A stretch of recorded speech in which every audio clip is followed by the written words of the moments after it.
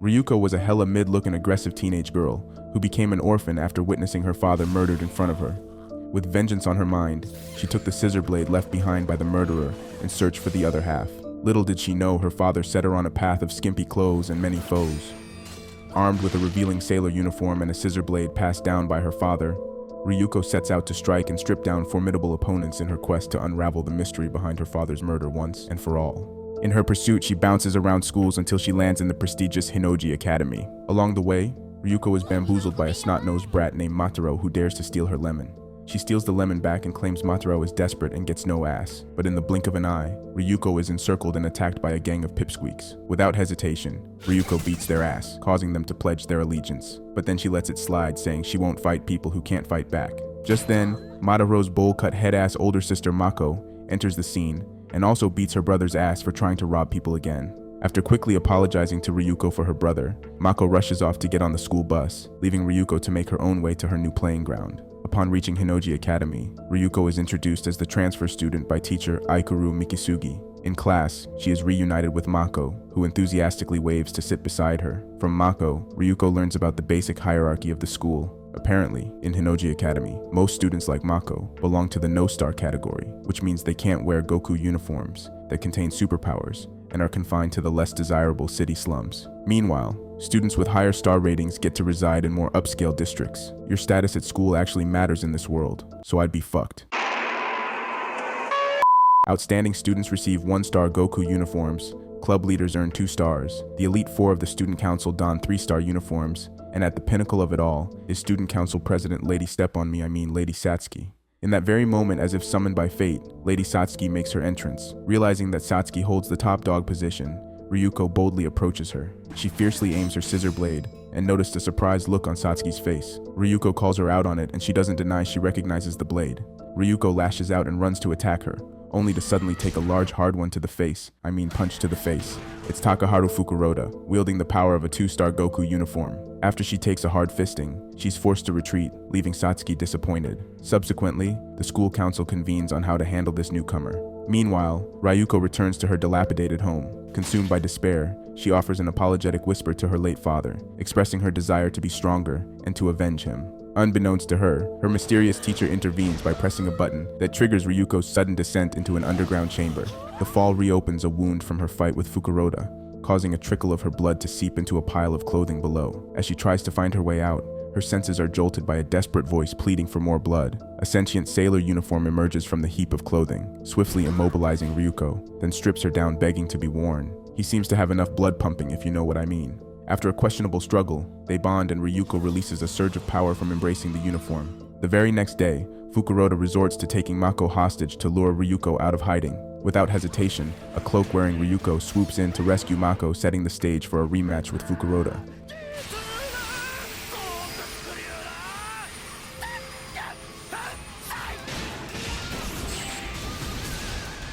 Upon getting her cloak screwed off, Ryuko bashfully flexes her revealing new uniform. The crowd goes wild and Fukuroda can't keep his eyes off her biddies. However, being a red-pilled bro, Fukuroda makes an attempt to destroy Ryuko anyway. To his misfortune, Ryuko harnesses the powers of her scissor blade along with her newfound uniform's abilities and turns the tide in her favor, overpowering Fukuroda and strips him of his Goku uniform. With her victory secured, Ryuko reveals that the scissor blade was left behind by her father's killer and presses Satsuki for answers regarding the possessor of the scissor blade's other half. Satsuki glares at Ryuko and asks if she's Ishin Matoi's kid. Her father's name sparks Ryuko's anger, prompting her to push for more info. But just then, her uniform named Sinketsu warns her that she's losing too much blood and will pass out in 5 minutes. Ryuko reluctantly backs off, but not before shooting Satsuki a glare, promising to return soon. As the tram car deposits Ryuko back in her neighborhood, she stumbles and collapses onto the pavement, slipping into unconsciousness. At this moment, Mataro and his crew gather around her, lusting after the whole snack before them. Before long, Ryuko's eyelids twitch open and finds a fat man breathing heavily over her. In an instant, Ryuko screams bloody pervert while giving the Discord mod, Twinkie eating no life having ass looking dude the beating of his life.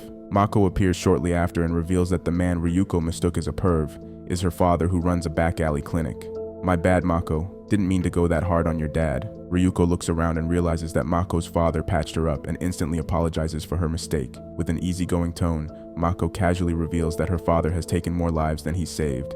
he happily joins in, claiming the dead can't sue after all. Meanwhile, with Lady Satsuki's nod of approval, the tennis club president, Omiko Hakodate, cooks up a plan to use a tennis tournament to help Hinoji Academy tighten its grip on Japan. Back at Mako's place, Ryuko's mind drifts, thinking about her first encounter with Sinketsu and his confession of having memory gaps.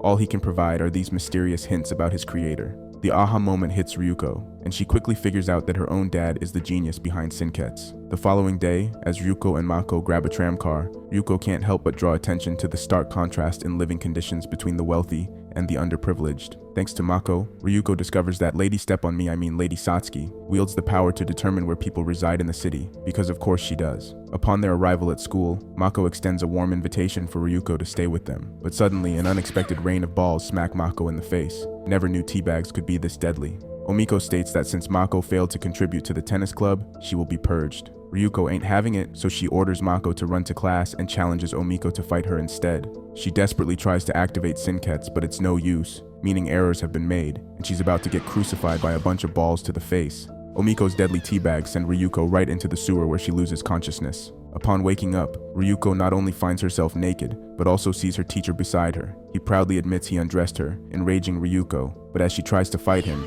Aikuru quickly hits Ultra Instinct and counters by paralyzing her with needles. He then reveals her uniform is only activated by blood. Despite having no relevance to the plot, Aikuru takes off his shirt when Ryuko asks him for his true identity, flexing his hard abs in a pink blinding light. He tells her if she wants to know the answer, she'll have to prove herself by defeating Omiko. He then hands her a crimson glove and tells her it'll make drawing blood easier. Later, as Ryuko faces Omiko, Uzu Sanagayama steps in and states that Ryuko must defeat Omiko in tennis, not just in a fight. The match begins, and at first it tilts in Omiko's favor by constantly breaking Ryuko's net with her ball-pounding force. Ryuko tries to make an adjustment in the next play, but the ball rolls up and pounds her in the face so hard she flashes the crowd in glorious fashion. I just found my thumbnail.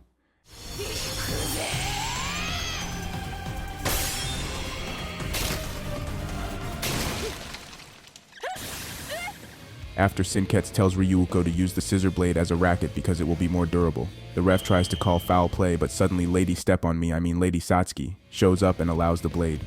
This gives Ryuko the upper hand, allowing the game to end in Ryuko's favor, stripping down Omiko for good. Suddenly I give up, you know what I mean.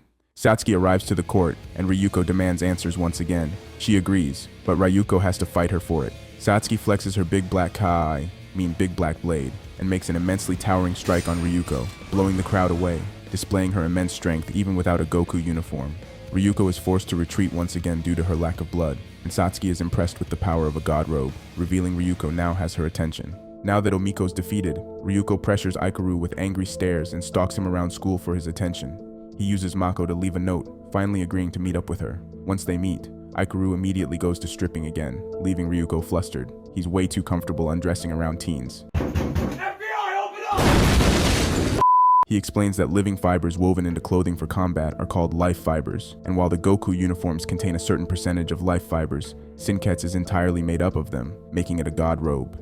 He also shares that these fibers possess the remarkable capability to augment a person's physical prowess and unlock their unique abilities, basically giving you superpowers. As Ryuko grasps the concept, Aikuru spills the secret that only the Kuryuin clan and Ryuko's dad knew about the fibers. Aikuru suspects the Kuryuin clan might have gone after her dad to grab the god robe. He shares the story of how he and Ishin teamed up, working undercover to mess up the Kuryuin's plans for world domination.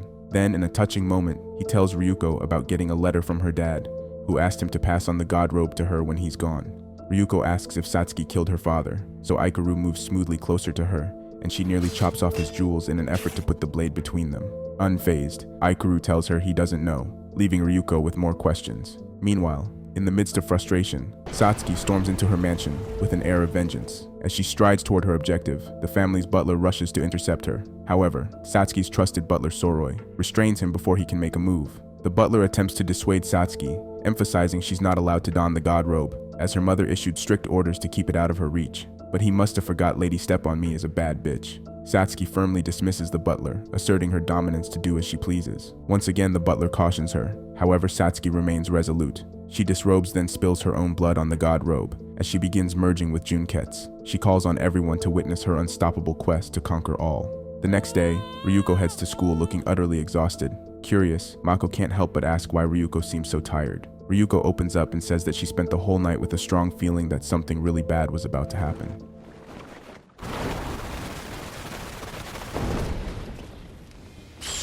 Her gut feeling turns out to be true when Lady Satsuki directly confronts Ryuko wearing Junkets, showing off her new power and strutting her figure in the revealing god robe.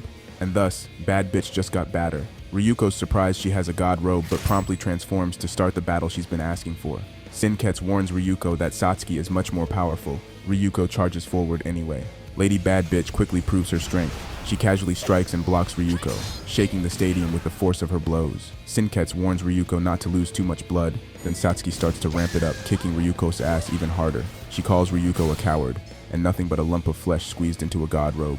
Ryuko says they're the same, but Satsuki firmly denies this, claiming she's mastered the art of wearing her god robe. Sinkets warns her again not to lose blood, frustrating her. He says to stop trying to wear me and wear me. That's how you manifest the power. Ryuko claims she is wearing him, and that's why she looks like a slut right now. Satsuki suddenly strikes Ryuko down, leaving Ryuko's ass in the air ready to receive, just before Sinkets deforms. Ryuko calls Satsuki a slut, but Satsuki calls it nonsense, to unleash the most power. This is the form a god robe must take. I will gladly bare my breasts for all to see, if it means I will achieve my ambition. I'm sure everyone watching is glad she bears them too. As Ryuko appears to be on the verge of collapse, Mako suggests that Ryuko should strip. It's the only way. At this moment, Ryuko realizes that she has to become one with Sinkets by putting aside her shame. She syncs with Sinkets and taps into the true power of her god robe, unleashing its abilities. Charging in headstrong, Satsuki is surprised, but doesn't back down. As Ryuko creates a spinning attack, she consoles with Sinkets. I didn't know I was doing it, but I was rejecting you out of embarrassment. That's why you had to drink so much blood. Now that I'm one with you, you no longer need more, and we can truly let loose. And Sinkets agrees. Ryuko extends her blade for a finishing move, but Satsuki hits the matrix weave, dodging the attack, just barely missing her sweet biddies. Satsuki smiles, excited by the challenge. Ryuko and Satsuki now battle toe-to-toe, trading blows, leaving devastation to the stadium with every swing.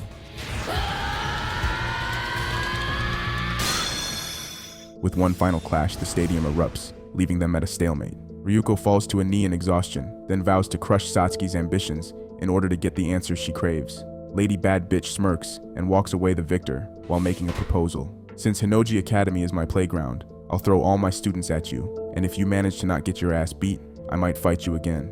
Later, upon waking from a nightmare, Ryuko finds herself taken aback as Mako frantically runs around getting ready for school. Today is the dreaded no late day, and Ryuko's first challenge after round 1 with Lady Bad Bitch. Ryuko is shocked once again as she discovers Sinket screaming for his life. Mako's mother is washing him, leaving him trapped in an endless cycle of torment, getting wrung out and beat down like he's clothing Ohwait.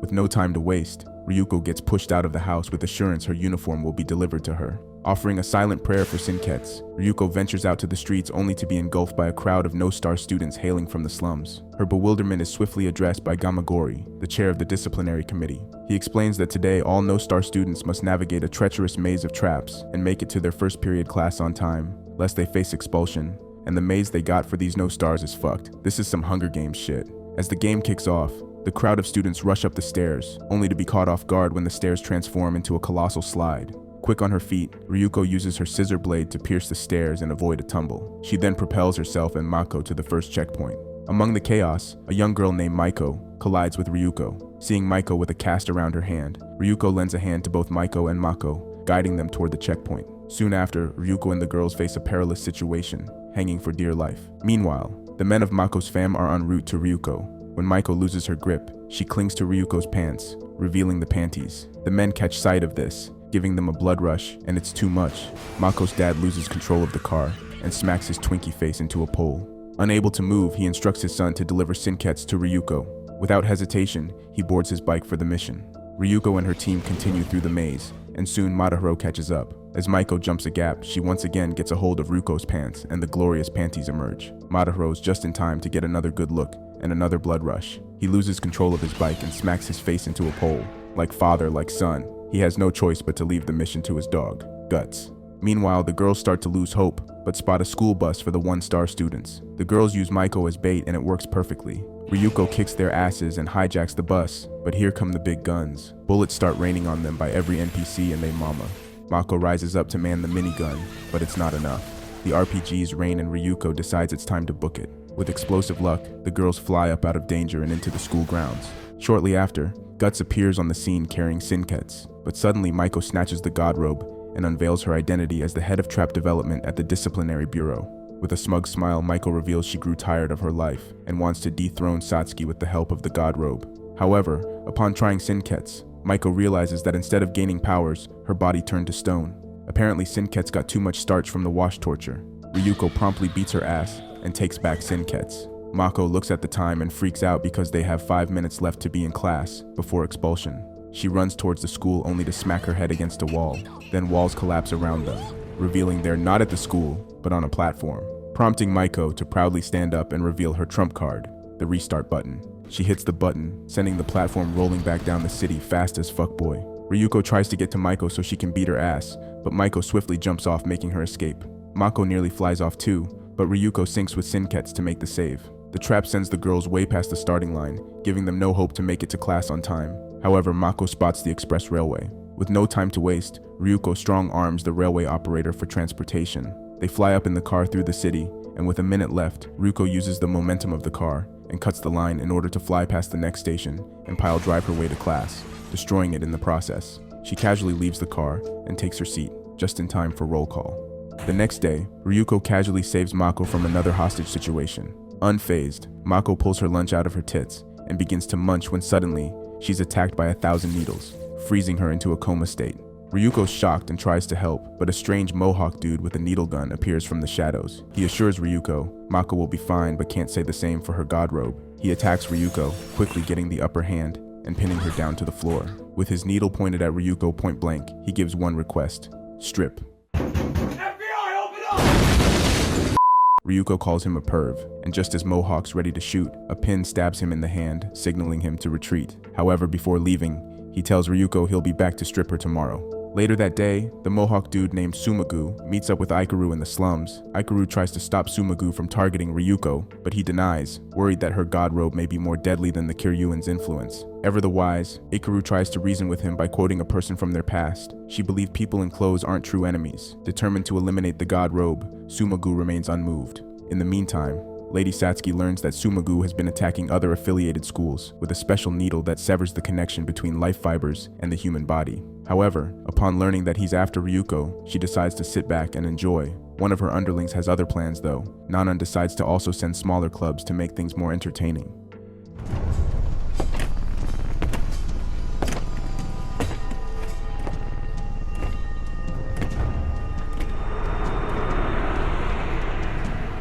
The next day, Ryuko stands at the ready, and as promised, Sumagu appears to strip her, and Ryuko transforms just before he attacks, but his needles seem to do no damage. She got no clue how prepared this man is though. Ryuko goes in for an attack, but he manages to block, and suddenly they get interrupted by two school clubs breaking up the fight. Nanan watches and explains that sicking the clubs on Ryuko will be good data for Lady Satsuki's future plans. Ryuko finds herself lured into the school, only to be hit by traps at every corner, needle grenades and turrets, leaving her face down, ass up. She looks up only to find the school clubs already dealt with, and it's a massacre. This man's very serious about getting her clothes off. Ryuko continues to run into a symphony of needle traps, Nanan enjoying the show. A bomb catches Ryuko off guard, grounding her once again, leaving Sinketsu at his limit, and he deforms. Sumagu sees his chance and swings in through a window, knocking Ryuko against the bathroom wall with big boot energy. Now that she's in a submissive position, he once again beats her while telling her to strip, his needle pointed out at her. And I mean the needle gun, not whatever you were thinking. In order to protect Ryuko, Sinketsu strips himself, but Sumagu swiftly shoots him down and pins him to the floor.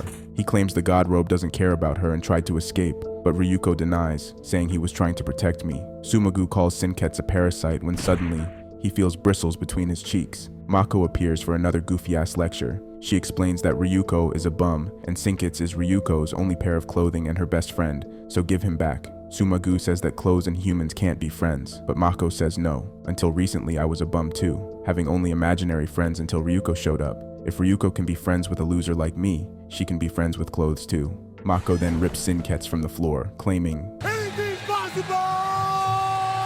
She hands him back to Ryuko, getting a big thank you as Ryuko clutches him, then makes her retreat. Unfazed, Mohawk asks her to hand it over once again, but Ryuko holds Sinketsu tightly, saying you're gonna have to kill me on God.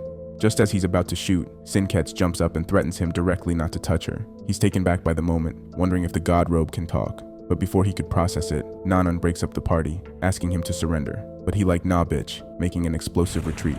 The next day, with the help of Mataro, Ryuko learns that Sumugu and Pink Nips are in cahoots. Doing what any sane student does, Ryuko backs Ikaru into a corner, ordering him to spill the beans. Without saying much, Ikaru begins to strip as usual, stating that they belong to an organization called the Nudist Beach. That explains the nip flashing at least. Ryuko calls Cap, decides he's a waste of time, then dips. Meanwhile, Uzu is itching to fight Ryuko and seeks permission from Lady Satsuki. She reminds him of the time she crushed his balls in middle school, then tests him with a sneak attack, but he blocks her and claims he's built different now. Despite her warning, Uzu gets permission, then leaves a note to challenge Ryuko. Not being one to back down, Ryuko greets Uzu in the gym, who welcomes her fighting spirit.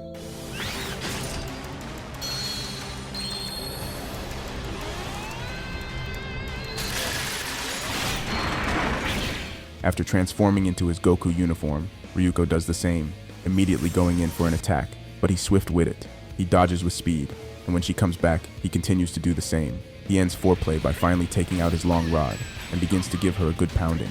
She gets a moment to catch her breath and decides to change it up. Ryuko goes full speed, circling him to catch him off guard, but he's unfazed, matching her speed in order to get some head. He then reveals his trick, Super Sight. He sees moves before they happen through body language giveaways. The eyes on his Goku uniform amplify it. Uzu takes out more rods and overwhelms Ryuko with more pounding, leaving her gasping for air. Man got stamina for days. Despite her exhaustion, Ryuko stands up and whispers to Sinketsu. Uzu comes in for another round when suddenly Ryuko slices off a piece of Sinketsu. The piece rips into many, then blinds him all over.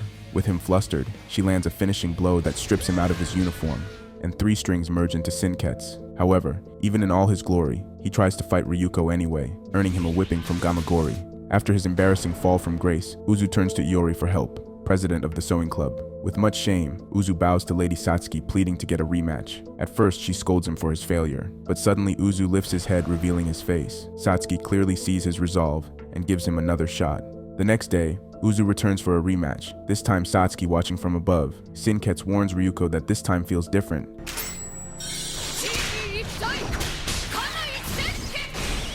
But cocky as ever, Ryuko tries to use the same trick to blind Uzu, then attacks him from behind. His long rod appears and pounds her guts in, sending Ryuko flying and left in shock.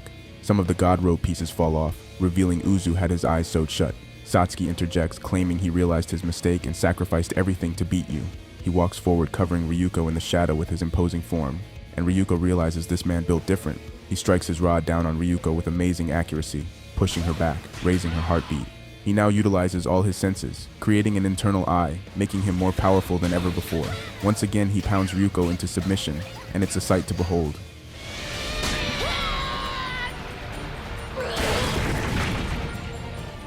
With Ryuko pounded into the ground, Uzu lifts his rod ready to climax, but suddenly, his uniform deforms. He pounded her too hard and got a Charlie horse. Yeah, been there. His uniform overheats, allowing Ryuko to make her escape. He lowers his head in shame, but Satsuki interjects, saying his performance wasn't a failure, only his equipment. Ryuko was lucky today. After getting a safe distance, Ryuko catches her breath and maintains her resolve, vowing not to give up until she gets answers. Later, following a lively dinner with the Mako fam, Ryuko draws a bath as she confides in Sinketsu about her appreciation for these family meals, explaining that such moments were a rarity for her. Her mother passed away when she was young and her father sent her off to boarding school. However, Ryuko's tone takes a sharp turn when Barazu and Mataro attempt to sneak a peek. I can understand the kid, but the dad needs to get it together and just bone his wife. Just like that, Team Rocket's blasting off again. The next day, the girls enjoy bento, when suddenly Ryuko's attacked by the president of the knife-throwing club. After quickly sinking her god robe, she takes down 2 club presidents with ease, absorbing string into Sinketsu. Taking a seat next to Mako, Ryuko learns there are so many clubs because students have been forming new ones with the aim of getting better Goku uniforms. Defeat Ryuko, get better uniforms, get a lifestyle upgrade. This gives Ryuko an idea. Since a uniform with better stars means a better life, she puts her stake in the ground and declares a fight club. Gamagori scoffs, saying ain't no way I'ma let you Tyler Durden this shit for real. Suddenly, blinding light from Satsuki emerges and she says she'll allow it, amused that Ryuko is taking part in her system.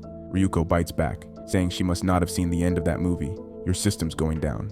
Satsuki smirks and makes her leave. With Satsuki's approval, Gamagori hands Ryuko a mountain of required club paperwork, and suddenly she changes her tune, putting Mako in charge of all the club president stuff. Mako's shocked, but she ultimately agrees. Thus begins Ryuko's assault on minor clubs. One after another, Ryuko challenges deluxe presidents and defeats them, absorbing string into Sinketsu while Mako handles busy work at club meetings. Thanks to Ryuko's consistent triumphs, the family swiftly upgrades their living situation, trading the slums for a swanky high-class condominium. They have a bathtub in the house, an actual toilet, and their own rooms. To top it off, no mystery meat croquettes. They feast with tears of joy, thanking the girls. Seeing the fam enjoy the comfort of luxuries, Ryuko is content as she takes a bath. Still, she looks out her window and finds the men trying to see her biddies again. 10 stories high and they still found a way. Low-key, I respect it. Later that night, as Mako reflects on her blessings, she expresses her determination, saying she's gonna work even harder as the club president. The next day, Ryuko gets back to it, and with more victories stacking up, Mako requests more upgrades to their standard of living. The fam takes a turn for the worse, as Ryuko quickly finds herself dining alone in a lavish mansion. Everyone else has something more important to do, and the house feels deprived of the chaos and liveliness she so much enjoyed. To make matters worse, manager Mako shoves Ryuko into vigorous training sessions, at one point forcing her to take on a full gym of people. It's no problem for Ryuko, but it's clearly taking a toll. The fam enjoys their money in separate ways, though it seems all the men have the same idea: mo money, mo bitches. As Mako prepares for the final showdown with the student council, Ryuko's had enough and decides to step down from the fight club. In response, Satsuki bestows a 2-star Goku uniform upon Mako, with a condition attached: defeat Ryuko if you wish to maintain your current lifestyle. Ryuko calls bullshit, but Satsuki says what happens next is up to your friend. Ryuko syncs with her god robe to challenge Satsuki.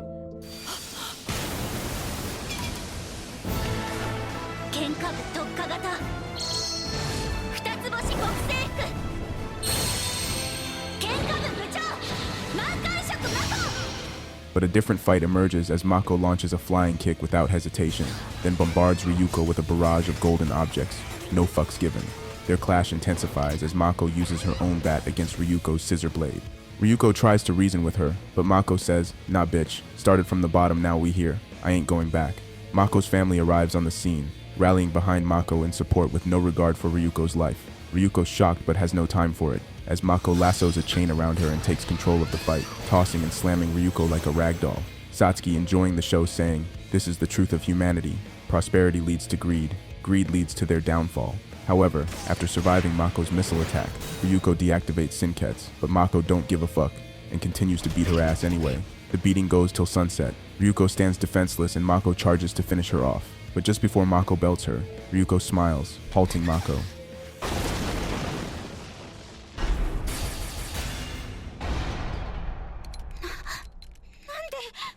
She breaks down and cries out, "What's money without happiness? Or hard times without the people you love? Though I'm not sure what's about to happen next. I ask for strength from the Lord up above." Mako punches the ground with all her frustration, creating a crater, blowing everyone away. She's surprised by her strength, and Ryuko confesses she knew Mako was holding back and bet everything on that. Mako then disbands the fight club and demotes herself to no star.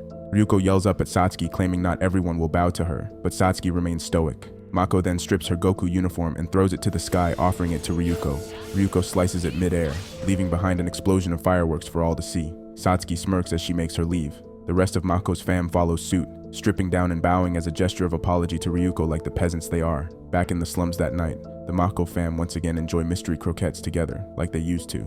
Meanwhile, Satsuki discloses her strategy to employ Ryuko to weed out the weaker clubs. If they lost so easily, they weren't worthy in the first place. Sometime later in the schoolyard, Satsuki makes an announcement: the first Hunoji Academy natural selection. This stirs up quite a commotion among the students, as she lays out the plan for the next 7 days. Students are allowed to compete however they like. Tactics like cheating, backstabbing, and sabotaging their peers are accepted. It's every man for himself, and those who successfully navigate this tricky period will then face a final showdown and sudden death runoff on the final day. The prize for the winners are the coveted Goku uniforms. With the green light from Satsuki, the battle royal begins, and Iori kicks off a high-velocity life fiber jammer emission, covering Satsuki's tower. Ikaru explains the jammer has the power to neutralize all incoming attacks, and Ryuko claims it's just there to keep me from attacking her bitch ass. Meanwhile, the Elite Four casually smack around students as they wonder about Satsuki's motivation behind tearing down the system she built. Nanan calls it typical for Satsuki: tear it down and build it back up. She then proposes they take a break and enjoy the turmoil. There's no challenge until sudden death anyway.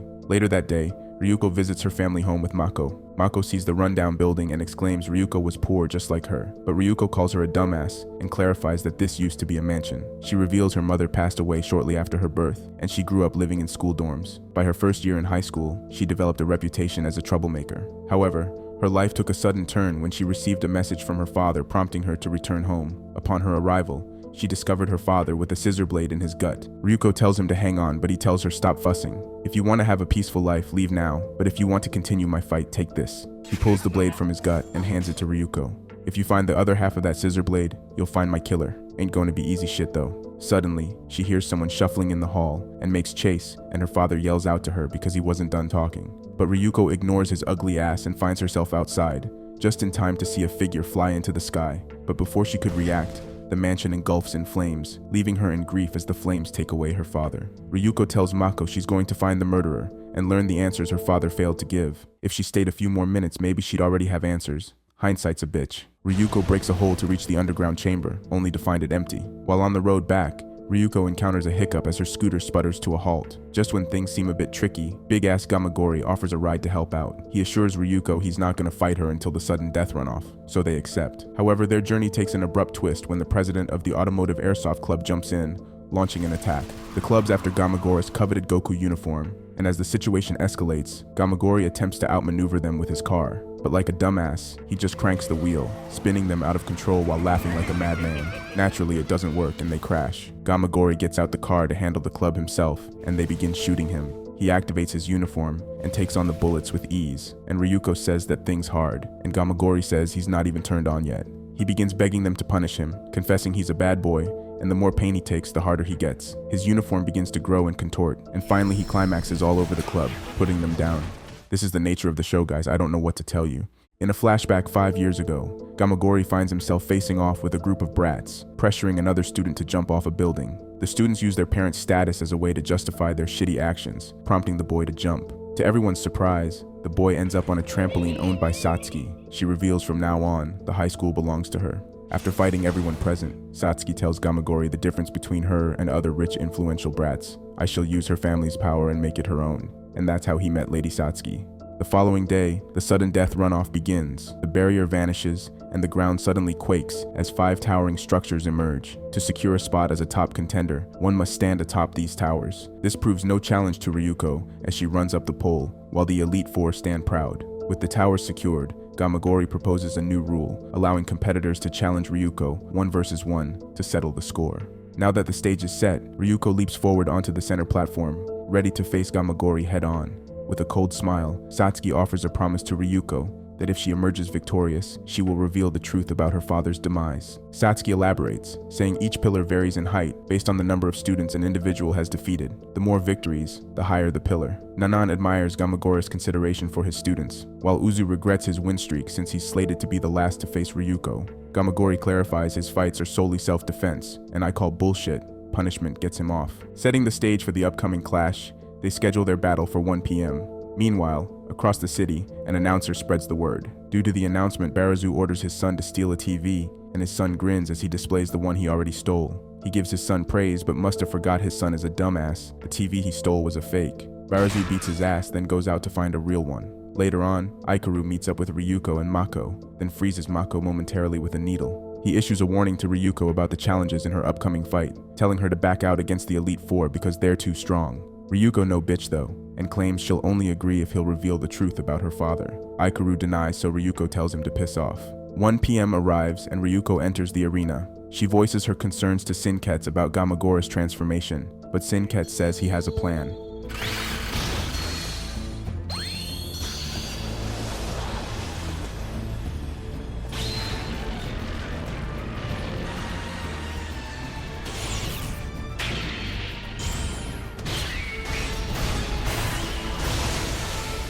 The first round commences with Ryuko donning her god robe, while Gamagori undergoes his kinky transformation.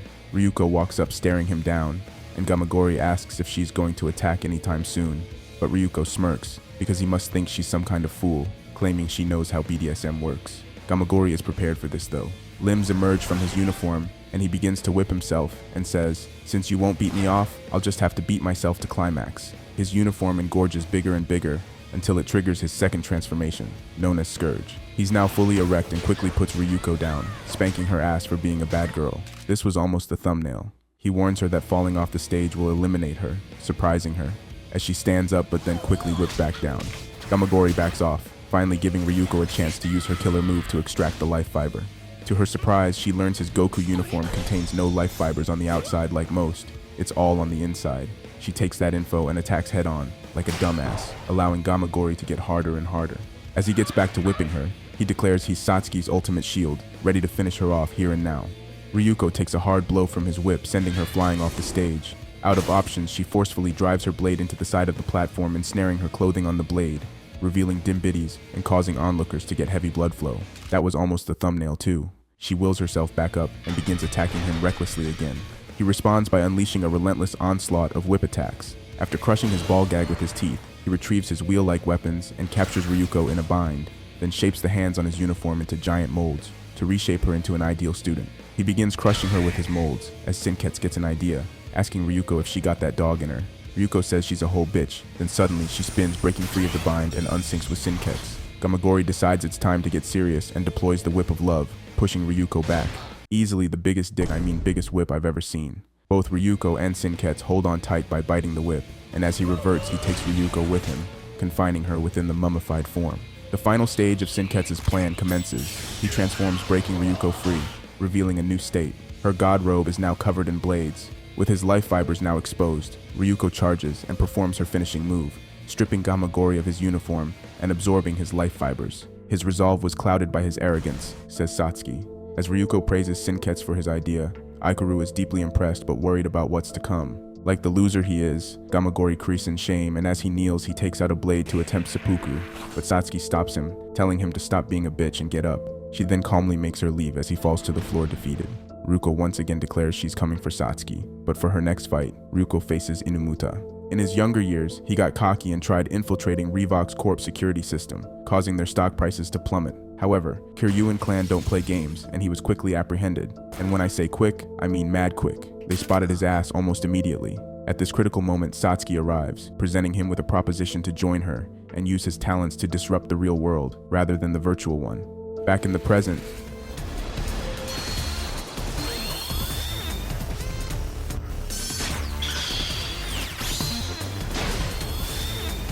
the battle kicks off and Inumuta harnesses his uniform to analyze Ryuko's combat skills. He's doing a lot of touching himself in that thing. Ryuko transforms and charges. However, with his data, he can anticipate her moves, making a swift dodge. However, Ryuko shouldn't be underestimated and knows exactly how to deal with analyzing types, getting reckless. She pushes herself to the limit, attacking at a breakneck pace, leaving Inumuta's sensors struggling to keep up. Realizing the need to adapt, he engages optical camouflage, rendering himself invisible. This gives him a chance to beat that ass, pushing her back to the edge of the arena. With little options, Ryuko gets a wild idea. She tells Sinketsu to transfer the majority of his life fibers to his eye, expanding it across the entire arena, leaving almost nothing left covering herself. There's no crowd reaction shots here, but I'm sure if there were, heavy blood flow. The range of the oncoming attack renders his evasions useless, leaving this man stressing.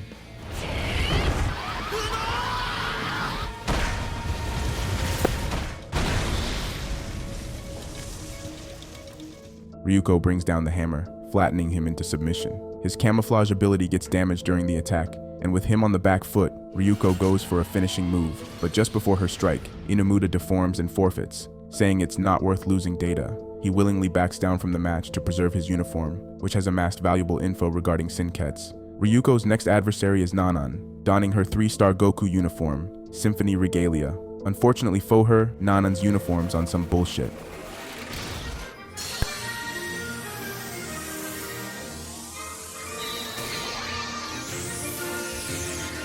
She enters the arena, then transforms using instruments from her club, creating a colossal war machine. Don't know how that's considered clothing, but okay. Loud orchestra music plays from Nanan's speakers as she approaches. Ryuko's unimpressed with her taste in music, then transforms and charges only to be pushed back by the heavy bass, then kept back with an onslaught of note blades. To make matters worse, Nanan transfigures her uniform to stage 2, giving her flight. In a flashback, it is revealed that Nanan and Satsuki were childhood best friends. During their break, Nanan manipulates the boys to create a grand sandcastle for her. She plans on sharing with Satsuki, but Satsuki denies and reveals her own sand left over from the construction of the massive tower her family built. She immediately knows her place and vows to always be there for Satsuki and her mission. Back in the present, Ryuko uses a creative approach by harnessing a thread tied to her scissor blade, effectively lassoing the Symphony Regalia, then whips Nanan's non-ass back down to the stage. Nanan tries to cut the lasso, but it's no use. Sinketsu is 100% life fibers. However, the ground is a different story. She attacks the arena itself, causing Ryuko to fall, but Ryuko quickly devises a risky countermeasure, asking Sinketsu if he has that dog in him.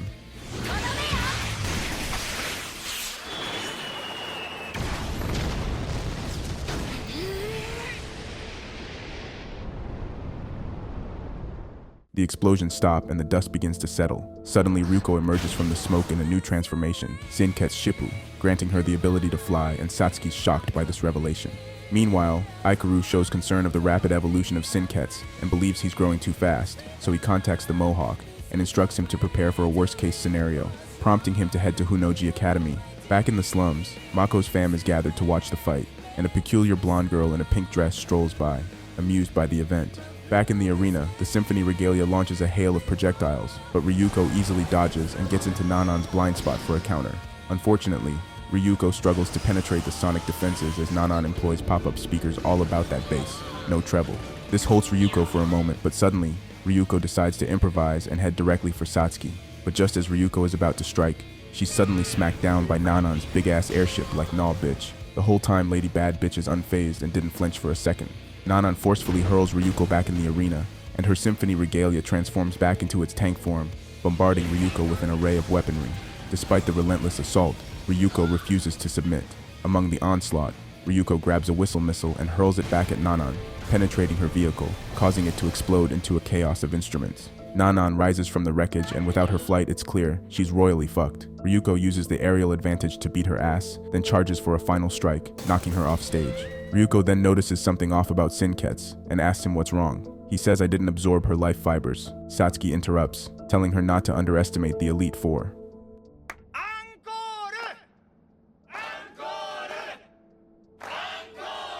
The crowd begins to chant for an encore, and suddenly Nanan reappears, unveiling her uniform's third form, Symphony da Capo. Before Ryuko can react, Nanan releases a devastating wave of sonic energy set to the tune of Beethoven.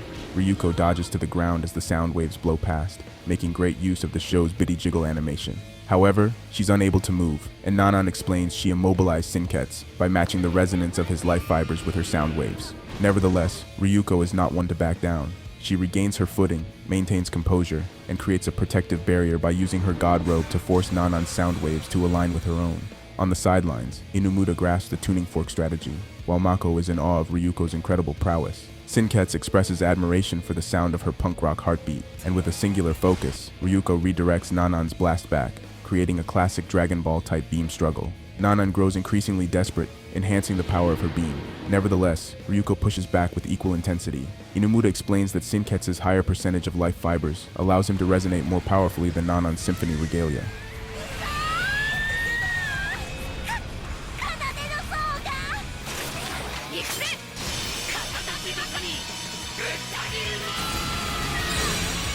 Ryuko's beam ultimately prevails, stunning Nanan long enough for her to deliver a decisive blow, stripping her of her uniform and securing the victory. Meanwhile, Sumagu hands an unusual bullet to Ikaru just in case, while Nanan joins her comrades in the stands. Also, Shiro confirms his progress in identifying flaws in the elite uniforms. In the arena, Ryuko prepares to face her final opponent, Uzu, claiming she's not going to run this time. As Uzu enters the arena, he asks for permission to spank Ryuko's ass, and Satsuki approves. They both transform, ready for the final battle, and they charge each other head-on.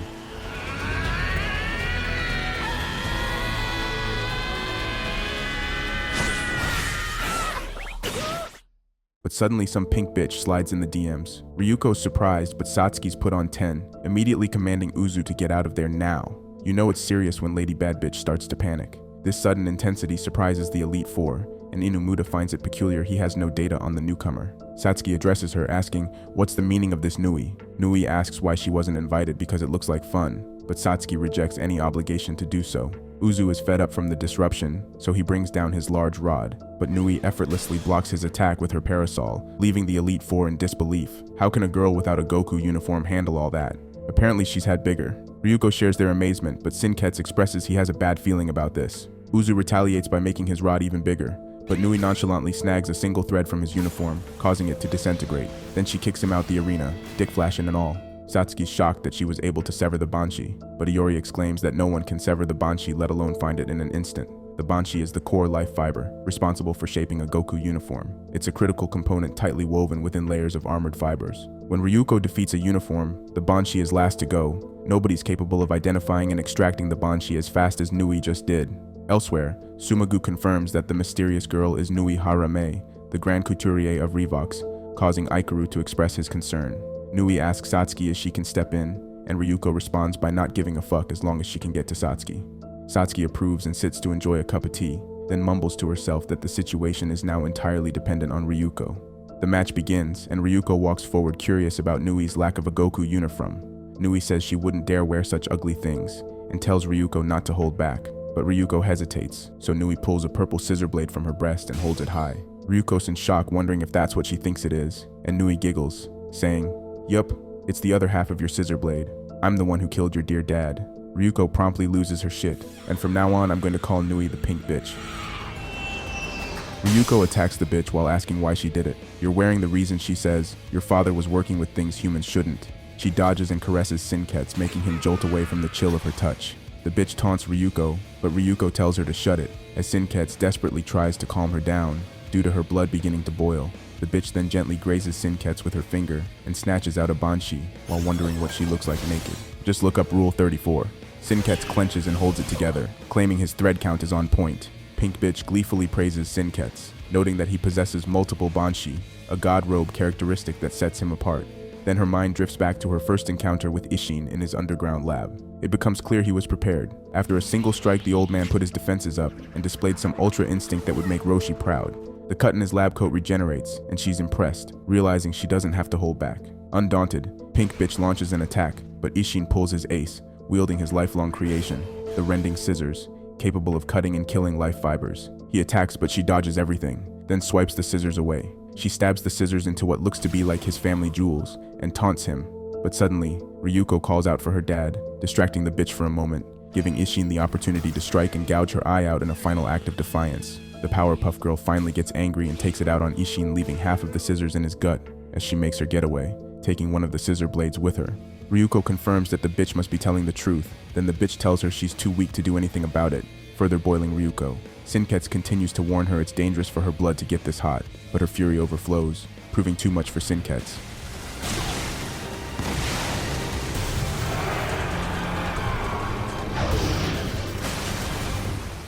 Resulting in a monstrous transformation that threatens to consume her entirely. With one strike, Monster Girl completely crumbles the stage. Seeing the transformation from above, Satsuki realizes what the pink bitch was really after and decides to intervene. Inamuta reveals that Ryuko will eventually succumb to blood loss at this rate. Mako, being the daughter of a back alley doctor, rushes to Ryuko's side in hopes of saving her. Satsuki instructs the Elite Four to swiftly evacuate the students, then promptly puts on Junkets in full glory. Lady Bad Bitch has returned. Meanwhile, Mako and her family urgently rush to the scene to rescue Ryuko, and Sumagu makes an attempt to draw the bitch away, creating an opening for Ikaru to employ an adhesive bullet on Ryuko. Unfortunately, Nui be a slippery bitch and thwarts all the traps set by Sumagu, and Ikaru fails to administer the adhesive bullet. Faced with this dire situation, Satsuki decides to take matters into her own hands. She mocks Nui, telling her she's just a petty bitch that's only doing this because the old man took her eye, unamusing the pink bitch. Satsuki then turns her attention to Ryuko, telling her to cut that shit out. But Ryuko remains deaf to Satsuki's words. Realizing she can't be reasoned with, Satsuki knows she must be the one to stop her. She approaches Ryuko with a fierce glare, and the battle begins.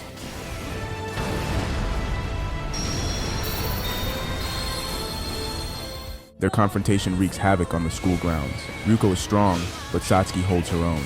A person worn by their god robe is no match for Lady Bad Bitch.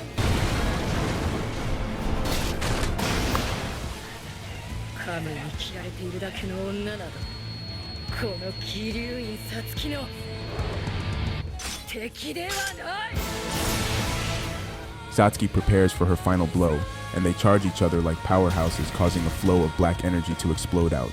However, at the last moment, Mako swims through it with crackhead strength, blowing by Satsuki, and hugs Ryuko, halting the battle. Pink bitch tries to intervene, but Lady Bad Bitch stops her, telling her to sit the fuck down. Mako clings onto Ryuko, pleading for her, reminding her what they've been through and why they started in the first place. Then Mako slaps the shit out of her repeatedly, a rampage with no regard for human life, literally slapping Ryuko back to her senses. A pimp named Slickback would be proud. Even after Ryuko recovered, she kept slapping her. Ryuko falls over and Mako finally realizes everything is okay. Then Ryuko passes out from exhaustion. Satsuki gives Mako praise for saving Ryuko's life, then turns her attention to the pink bitch, telling her she's banned from the academy and she'll deal with Ryuko herself. Pink bitch agrees, but hasn't given up on her mischievous plans. Later that week, Satsuki coordinates a strategic raid on Osaka, Kyoto, and Kobe, ensuring students are outfitted with newly refined Goku uniforms. In a briefing with the Elite Four, She emphasizes how the clashes between Ryuko and the pink bitch have played a crucial role in perfecting these uniforms, setting the stage for their dominance over schools opposing their authority. Encouraging her loyal subordinates, Satsuki advises them to shed any past embarrassment, highlighting the strength and experience gained from their crushing defeats. She commands them to lead the raid trip brigades with confidence, foreseeing triumph in the battles ahead. Surrounded by students preparing for battle, Mako finds herself wondering whether she should partake in the war. She doesn't want to fight, but she does want a free trip to Kyoto. Aikaru greets her and inquires about Ryuko's recovery, and she reveals ever since her battle Ryuko's refused to wear sinkets and just lays around like a loser. In the middle of their conversation, a boy approaches Mako, pleading with her to take him to Ryuko. He introduces himself as Shinjiro Nagita, ex-member of the newspaper club, but suddenly, the disciplinary committee spots him, prompting him to run away, dragging Mako with. He reveals he's been banned from the school, and Aikaru watches the scene with interest. Back in the slums, Mako's mother tries to cheer up Ryuko by bringing her an ungodly amount of croquettes. She must think Ryuko has an appetite of a Saiyan. That pile must be Ryuko's body weight. Ryuko turns it down as she thinks about how she went batshit trying to end the pink bitch. She looks to Sinkets, not sure it's safe to put him on, but suddenly Nagita screams to put it on. He disappears, then reappears in the house instantly, telling her to put it on. He probably just wants to see some biddies. He showed her a newspaper that unveils the Kiryuin clan's intentions to transform the students into soldiers. He also tells her how he tried to fight against Satsuki's reign, but was kicked out, and his article on the subject got censored before print. He was on the verge of giving up on his fight until he found out about Ryuko and her ability to stand up to Lady Bad Bitch. As he expresses his desire to fight alongside her, Ryuko tells him buzz off. He's stubborn, but he eventually gets the picture and leaves. Then Ryuko takes her sorry ass right back to bed. Meanwhile at Revox, Ragyo seductively touches Satsuki while complimenting her figure in Junkets. Satsuki thanks her mother, then proceeds to ask her why she sent the pink bitch to interfere, but Ragyo reveals that the bitch went to the academy on her own artistic whims. Learning the truth, Satsuki assures her mother that everything is set in motion. She will make sure every school wears Revox, and the raid trip will be a success. The following day, Nagita finds Mako and ambushes her into helping him distribute his underground newspaper. The disciplinary committee quickly puts it to an end by beating his ass, forcing him to retreat, leaving Mako sentenced to hard labor by Gamagori.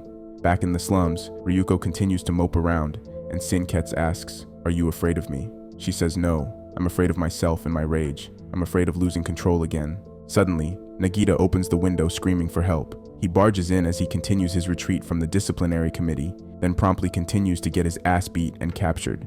Encouraged by Sinkets, Ryuko takes a leap of faith and puts her trust in herself and Sinkets, finally putting on her god robe to go help him. She strikes down the bullies with one blow, only to reveal they were puppets, controlled by Nagita.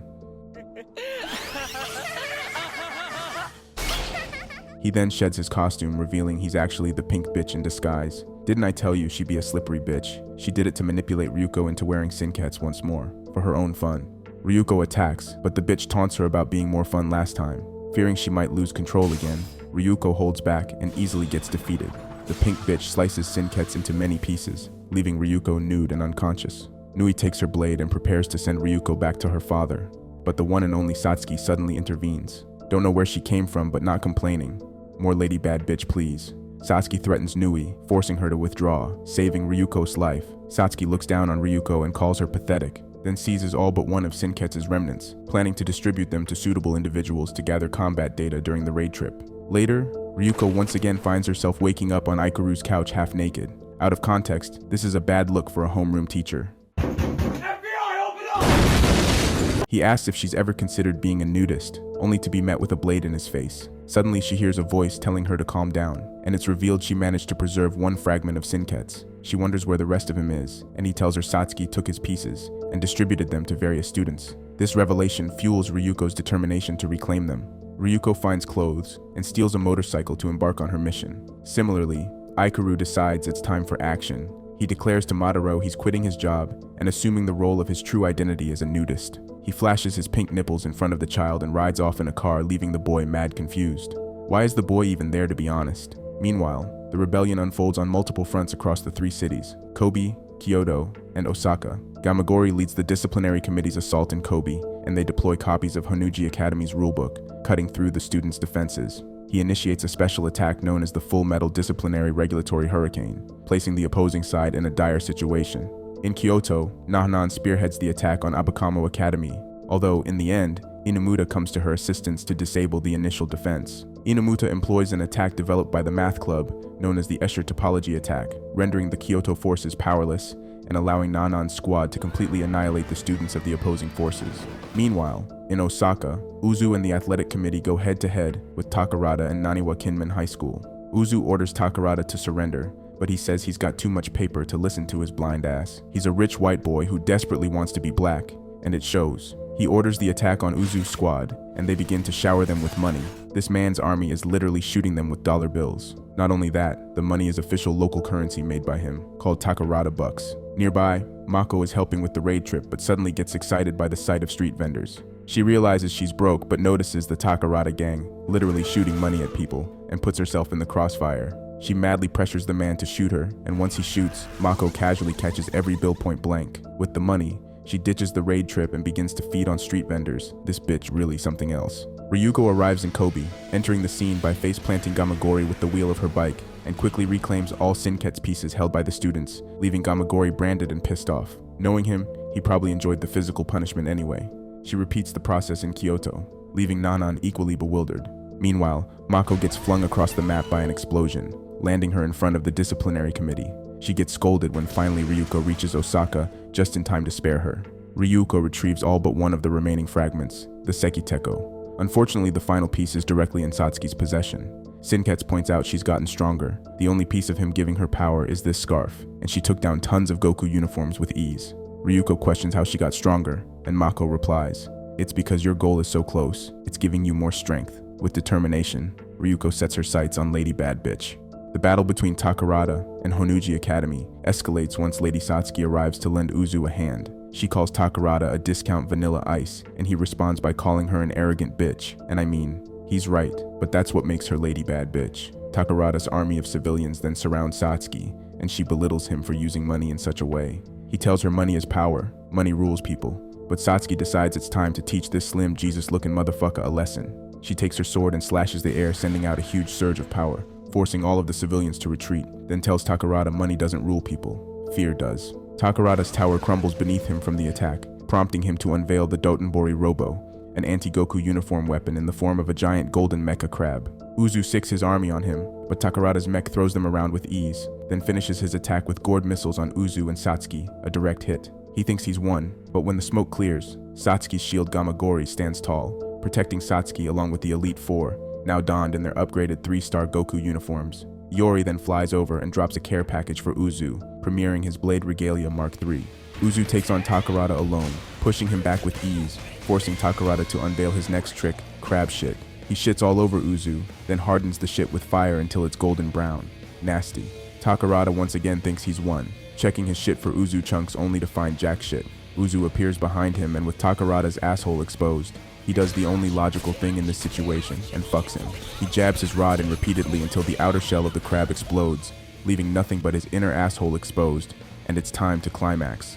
With one final strike, Uzu forces his rod in as hard as he can, sending Takarada flying with pain and ecstasy, finishing him for good. Look, you're already an hour into this video, you shouldn't be surprised. Satsuki stands over Takarada, threatening him to reveal who gave him the anti-Goku uniform, as her mission isn't really to take over the other schools. Suddenly, Ryuko enters the fray, determined to secure the final Sinketsu piece. They begin their battle, and quickly Satsuki synchronizes to bring out her full glory as Lady Bad Bitch. Ryuko is unable to transform to match her because Satsuki still holds the final piece. Without it, synchronization is impossible. The energy from the uniform would surge through Ryuko's body and kill her. Satsuki knows this but doesn't care. She takes every advantage she can. The conflict takes an unexpected turn as Nudist Beach intervenes with mechs similar to Takarada's Dotonbori Robo. Ikaru reveals his true identity to the student council and explains their mission: to resist becoming slaves to cure Ewan's life fibers. The Elite Four stand tall, and in a twist they reveal their true plans to uncover and dismantle the Nudist Beach organization, which had been covertly supporting Kansai schools. Surprisingly, the council members were already aware of Nudist Beach's existence and Ikaru's true identity behind the homeroom teacher disguise. The Elite Four then engage Nudist Beach in a high-stakes battle. Simultaneously, Ryuko confides in Sinketsu, asking to get in sync with him, but he believes it's too dangerous without the final piece. Human skin can't take it, not even for a minute. She says she only needs a few seconds and asks him to be a pal, have a little faith like Mako. Sinketsu is moved and agrees. She transforms with Sinketsu, and her hand glows with power, causing extreme pain. She charges anyway. Their blades clash as Ryuko gets in close and gets a grip on Satsuki's hand. They stand at a struggle that engorges with power until it explodes. Satsuki realizes her glove is gone, and Ryuko has her glove back, fully in sync with Senketsu once again. Empowered by God Robe, she battles Satsuki on equal footing, leading to an intense standoff. Satsuki acknowledges Ryuko's growth, but then tries to get into Ryuko's head by reminding her of the rage that led her to lose control. Ryuko says that won't happen again because I have friends to protect, and Satsuki says her sentiment makes her weak. Ryuko points out the destruction around them. She threatens to stop Satsuki once and for all, but Lady Bad Bitch said you're gonna need more than empty words and false pretenses to stop me, basically saying shut up and nut up. Ryuko loses her blade and charges with her blade transformation, but it's futile. Lady Bad Bitch counters easily, prompting Ryuko to take to the sky for the high ground advantage. Satsuki swiftly follows her with an assist from Nanan, leading to a battle along the tower. They clash, and Satsuki pushes Ryuko back with a devastating blow, knocking down the tower, leaving Ryuko unconscious, falling from a great height. Senketsu takes control and softens Ryuko's landing with his jets, but when Ryuko comes to, Satsuki stands over her. Senketsu confides in Ryuko, asking her to trust him. Once again, Ryuko and Satsuki charge, but this time Senketsu transforms only his arm into a blade. They clash and he's sliced open, gushing out blood directly onto Satsuki's eyes, leaving Ryuko an opening for a counter. She punches Satsuki, forcing her to drop her blade, and takes it for herself. With a blade hovering over her neck, it looks like Satsuki is about to take the L, but I don't call her Lady Bad Bitch for nothing. She swiftly transforms part of her god robe into a blade. With their blades poised at each other's necks, Ryuko orders Satsuki to stand down, but Satsuki holds her ground, and Gamagori pleads for her to listen, as her cause is noble, so it's not time to die. Satsuki agrees, and reluctantly halts the hostilities. Notably, Nanan dismantles the nudist beach base before leaving. With their mission accomplished, the student council makes their way back to Honuji Academy. Satsuki proudly boards her copter and tells Ryuko the next time they meet will be their last. They stand in shock over the destruction of the city, and Aikaru congratulates Ryuko for fighting Satsuki to a draw. Then he leans in close and tells it's time. I told you everything. In the chopper, Satsuki immediately collapses as the door shuts. They strip her for much needed rest and sedate her uniform.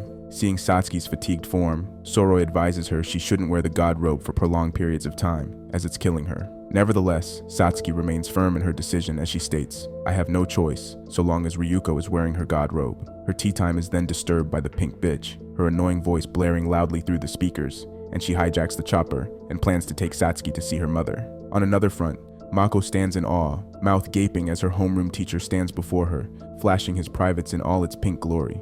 Aikaru acknowledges her and warns of the resolve required to bear the truth behind everything and follow Ryuko moving forward. He asks if she has the guts and she says no, I'm not ready to go into battle booty-ass naked.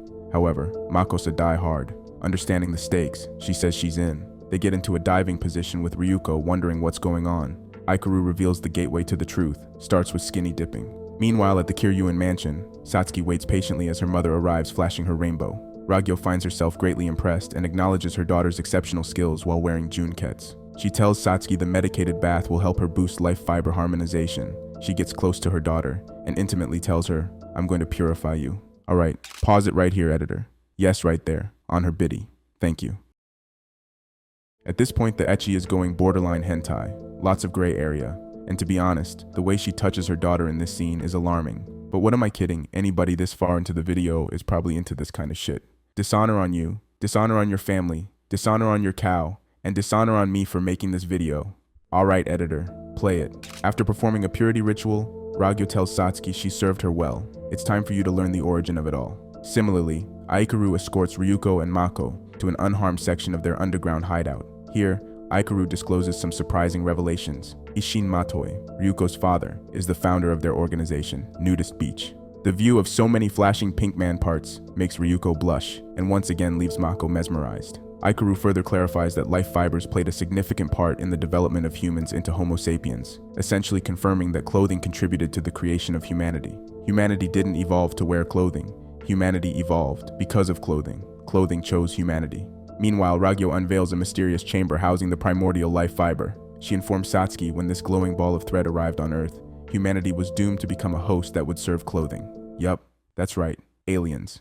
The Kiryuin clan are the spokesman for covers or life fibers. The plan is to put life fibers in all clothing across the world, then simultaneously awaken them, sealing humanity's fate. Ragyo asks if she understands and Satsuki accepts. Meanwhile, Aikaru explains the life fiber is an alien parasite, responsible for generating threads that feed on humanity. Ryuko doesn't believe him and asks why are the life fibers just now doing anything? Humans have been wearing clothes forever. Ikaru explains the theory. When they came to Earth, they first groomed humanity to wear clothing, then went dormant. They woke up about 20 years ago and formed a contract with the Kiryuin clan. Soon, they will feast on humanity. As Sinketsu learns about the reality of his existence, he begins to spiral. He doesn't want to believe Ryuko is only food to him, but Ryuko tells him to calm his bitch ass down, prompting Ikaru and his shiny nipples to get close to Ryuko again. He explains Ishin created Sinketsu for Ryuko, intending her to don it and confront the Kiryuins, since she has remarkable resistance to life fibers. Moreover, Ishin originally worked for the Kiryuins, until he realized the threat posed by the life fiber. This motivated him to create a rebel organization, the nudist beach, Ryuko, and Sinketsu being their finest weapon. Back at the mansion, Ragyo and Satsuki are informed the Ragyo Stadium is complete and all preparations for the festival are ready. Ragyo gladly gives the order to announce the Cultural and Sports Grand Festival. This announcement freezes Satsuki, but she quickly regains composure and agrees to her mother's demands. As her mother leaves the mansion, Satsuki watches with an ominous look in her eyes, ready for the festival, ready to welcome her mother. Suddenly, Ryuko finds herself irritated by Nudist Beach viewing Sinketsu merely as a weapon, so she finally gets comfortable enough to strip down. Unfortunately, she kept on the bra and panties. I wonder what color her nipples would shine. She's determined to keep Sinketsu away from hurting his own kind. This prompts Tsumugu to whip it out and aim, to eliminate Sinketsu, calling him useless if he isn't worn, but Ryuko stands in the way, and now it's a standoff. Meanwhile, Satsuki reaches the academy and greets her Elite Four, praising their contributions to the Tri-City school raids. She reveals Director Ragyo is impressed and will soon visit the academy. To relay this information, Satsuki once again stands on her tower and yells out to her student body announcing the Cultural and Sports Grand Festival. At the hideout, Sumagu mocks Ryuko for trying to act brave without Sinketsu, so he whips out a second needle. Ryuko dares him to bring it on, but Mako ain't having it. She inserts herself in the middle and tries to convince Ryuko not to get naked, because Ryuko doesn't love him, and a woman should only flash herself to the one she really loves. Clearly she hasn't heard of OnlyFans. Sinketsu also gives a piece of his mind, telling her to put him on so she doesn't get a cold. Ryuko puts her guard down and Tsumugu chuckles upon seeing the kids argue, prompting him to put his guns away. Later that night, Ryuko views the devastating destruction of Osaka. Sinketsu notes this is the horrible power of the life fibers. As they observe Tsumugu harnessing his skills in the background, Ikaru recounts the tragic story of Tsumugu's sister, who met her demise in a life fiber experiment, her last words being, "Continue the work," and so they did. More experiments were conducted until Ryuko's dad made a breakthrough and created Sinketsu. Turns out Sinketsu is spliced with Ryuko's DNA, enabling her to communicate and understand the god robe. He was made for her and her alone. The next day, Gamagori oversees the delegation of duties for the Grand Festival. Everyone from the city gets invited and is granted fancy attire required for the event. Suddenly, Mako's family rolls up on Gamagori like a unit. Eager to discover Ryuko and Mako's whereabouts, they are shocked to find out the girls are now considered rebels, and that extends to them. However, Gamagori grants them a pardon so as long as they attend the event. Suddenly, Mako's dad gets so serious, his animation shifts. Gamagori's big ass actually hesitates, but informs the unit that the event will be catered. And just as fast, the Mako fam is happy again. Free food is free food, I guess. Meanwhile, Ryuko and Nudist Beach eye the screen intensely, as Ikaru reveals he had previously installed cameras all around the academy to keep tabs. Tsumugu states since the leading figure of Revox is appearing, then it must mean that something bigger is at play. As the group discovers the presence of life fibers in bulk quantity, Ikaru reveals Ragyo must be planning on conducting her final experiment, converting the masses wearing life fiber clothing into pure life fibers. Knowing that Mako's fam could be killed at the event, Ryuko is determined to stop the Kiryuin clan's heinous plans and take down Lady Bad Bitch once and for all. Yay, good luck. The day of the festival is finally here. The stadium is full, the lights are shining bright, and Lady Satsuki takes the stage. She welcomes everyone to the sports festival and tells them to eat their fill. Enjoy. You don't have to tell Mako's fam twice. They eat like anime pros, and might even be able to keep up with Goku. Also, apparently the boy sold his suit and painted on his clothes instead. So he's just booty-ass naked out here. I guess that time the homeroom teacher flashed him left an impression. Shokun, お待たせした。この学園の創始者、桐生院ラ行理事長である。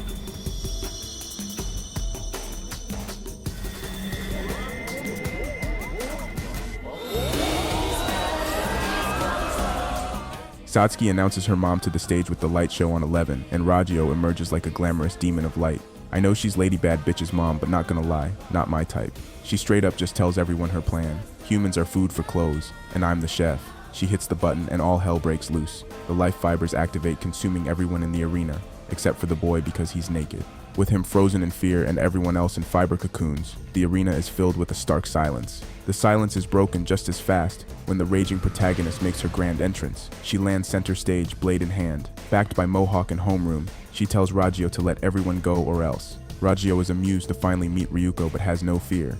Just as she's introducing herself properly, she feels a sharp pain in her chest. She looks down to see a blade penetrating her from behind, revealing Lady Bad Bitch being a bad bitch. Satsuki pushes her blade in further and holds her mother up like a giant bitch kebab, then flings her onto a literal cross, crucifying her, and a shower of blood emerges from her chest like the blood rave from Blade. Most of y'all probably too young for that reference.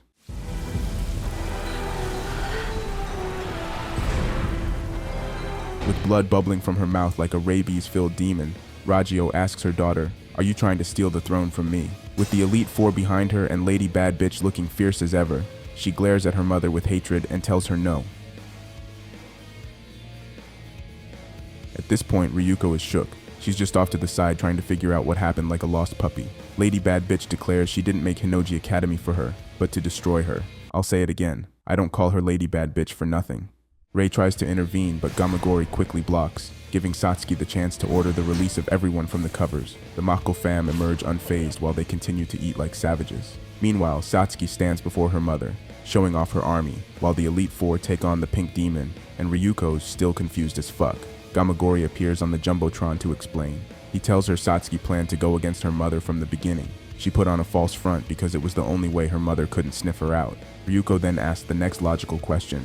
Then why the fuck y'all tried to kill us? Lady Bad Bitch tells her I have no use for half-baked allies. The only way to know if you had what it takes to go against the life fibers is to put you up against my finest. If you want to be mad at me later. For now, join us and fight for the sake of humanity. Ragio shows admiration for Satsuki's ambition because the willingness to stab her own mother in the back shows resolve, and Satsuki shows no shame. A string off the same cloth, I suppose. Meanwhile, Mako reunites with her family by blindsiding her father. She shows off her haul from the raid trip, and without hesitation, the Mako fam proudly get right back to eating. Gamagori is shook by the sight of this and tells Mako to cut that shit out and go help people evacuate. The battle against the life fibers rage on. The Elite Four confront the Pink Demon while Mako steps up to aid in the evacuation efforts. In the midst of the chaos, Ragio questions Satsuki why she turned against her own mother, and Satsuki reveals that her entire life she's prepared for this day. At the age of 5, her father unveiled the truth about life fibers and her mother. As it turns out, Satsuki's father was a renowned scientist. His expertise was so acclaimed that the Kiryuin clan saw his use and allowed him to marry Ragio. From their elopement, Satsuki was born, but only to be used as a life fiber test subject. But since she was too old for the life fiber merger, it failed. So Ragio decided to try again, and to use her newborn for the experiments instead. Unfortunately, during the experiment, Satsuki lost her baby sister. The bitch Ragio didn't even give a fuck. She was more upset about the failure than losing a child. This was a wake-up call for Satsuki's father, and he had to rethink his life choices, so he decided to rebel against Ragio. The psycho pussy was probably fired though. In the present, Satsuki stands before her mother and proudly sentences her to death, but Ragio's assistant intervenes, giving Ragio the distraction to make her move, unveiling her mind-stitching technique. She wraps thread around Satsuki's army of students, putting them under her control.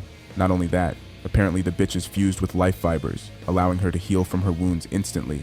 Lady Bad Bitch activates her god robe without hesitation. She flies out into the arena and slashes away hundreds of students in a single strike. Meanwhile, Aikaru and Sumagu aid in the battle against the brainwashed students, so Ryuko can focus on Ragio. With the army of students out of her way, Satsuki once again stands before her mother, but Ragio seizes another pawn, Ryuko. She mind-stitches our protagonist, pitting her up against Satsuki in a zombie state, and a fierce battle ensues. In a clash that binds their swords together, Satsuki takes the opportunity to scream at Ryuko to snap out of it. Both their blades get flung into the sky, then they lunge at each other. Clashing at a standstill somehow, Satsuki didn't touch her, but instead Ryuko punched herself in the face and Satsuki watches patiently.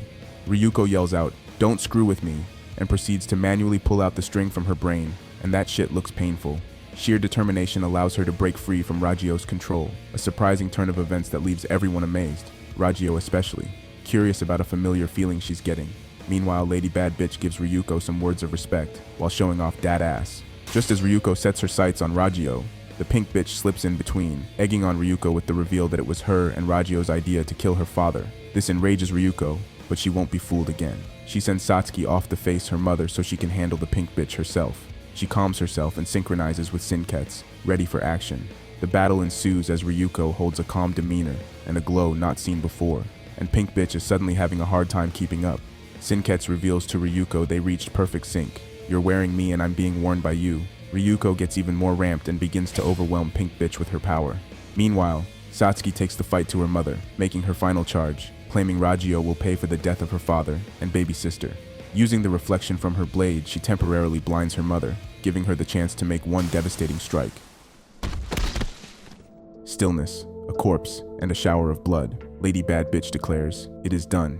終わったのはお前だよ Bitch, you thought. Ragio's headless body blindsides Satsuki. Ragio survives due to a single unsevered life fiber connecting her head to her neck. Unfortunately, this is when my queen gets the beating of a lifetime. Ragio holds her up by the neck, then proceeds to give Satsuki swing, after swing, after swing, after swing. I guess Satsuki forgot how to block dodge and counter all together.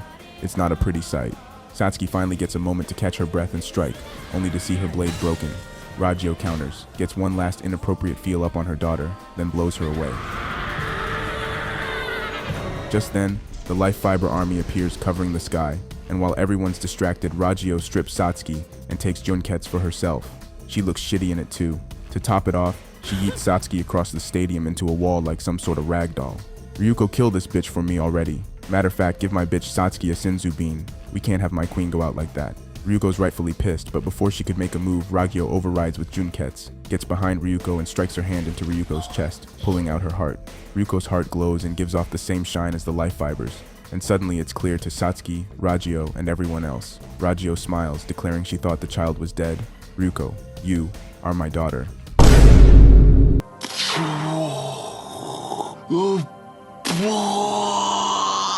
Meanwhile, the covers continue abducting the Hono citizens, attacking the crowd for damage, then absorbing them, evolving into bigger, badder covers like some sort of twisted Pokemon.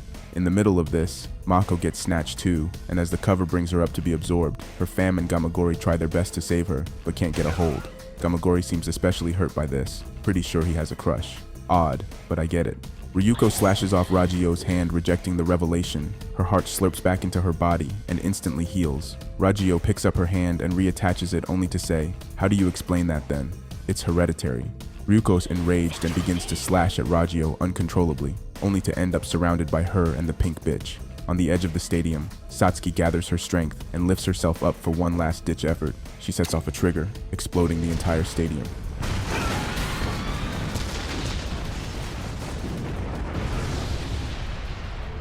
One month later, Ragio is getting her way, and the life fibers are taking over Japan little by little. The Elite Four have formed an alliance with Nudist Beach to combat the spread of the covers, but Ryuko is in a coma. Sinketsu was able to drag her body out of harm and escape during the explosion, her condition unchanged since the fierce battle. The Mako fam and Sinketsu surround Ryuko's bed as Mako's mom consoles Sinketsu, understanding his pain. Similarly, Mataro reveals to his father he couldn't find the cover that devoured Mako. Hearing this, Gamagori vows to find his crush no matter what. Meanwhile, Ragio on some bullshit. She got my queen hanging up like a piece of meat. I should be the one slapping that ass, not her. Anyway, Ragio discloses that Satsuki's father faked his death and assumed the identity of Isshin Matoi. This trickery was part of a larger scheme aimed at raising Ryuko and orchestrating his vengeance against her. Back at Nudist Beach, the covers finally found them and surround the base. They gear up and get out there just in time to test a new toy. They created a giant suction device that can extract the humans while taking down the cover simultaneously. Mako's dog brings attention to a specific cover, and Gamagori gets the hint. He takes his big sucker, slams it against the cover and activates it. Poof, out the other side comes Mako in all her birthday suit glory. Gamagori gets bashful about it, even though pretty much everyone is nude right now. Suddenly, the covers resort to sonic disruptions, and their terrible music disrupts Ryuko's sleep, forcing her to awaken with explosive anger. She stands before them, then obliterates the covers, while freeing prisoners in one epic strike. Everyone is amazed, and Gamagori suddenly thinks his sucker is too small. However, the awakening leaves Ryuko deeply troubled. Sinketsu is ecstatic to see Ryuko awake, but she rejects him, saying she never wants to wear him again because she's like him, not human, but a life fiber monster. Meanwhile, Satsuki removes a false toenail, exposing metallic replacements. The comeback is imminent, cause that's my lady bad bitch. In the wake of expressing her disgust towards Sinketsu, Ryuko encounters Mako, who notices a change in her behavior. Ryuko acknowledges the change, dubbing herself a monster. However, their conversations cut short by the arrival of the Pink Bitch and Ragio, who manifest as remote-controlled duplicates created from life fibers. Ryuko retaliates on sight and tries to kill her mother, amusing Ragio as she calls Ryuko on her bullshit, telling her to come spin the block at Hinoji Academy. Ryuko accepts the challenge, prompting Ragio and the pink bitch to make their leave. Aikuru warns Ryuko it's a trap. Nonetheless, Ryuko disregards him and destroys his DTR, expressing her frustration to everyone. She's not human and feels like an idiot for clinging to Sinkets. With tears in her eyes, she threatens them to stay out her way.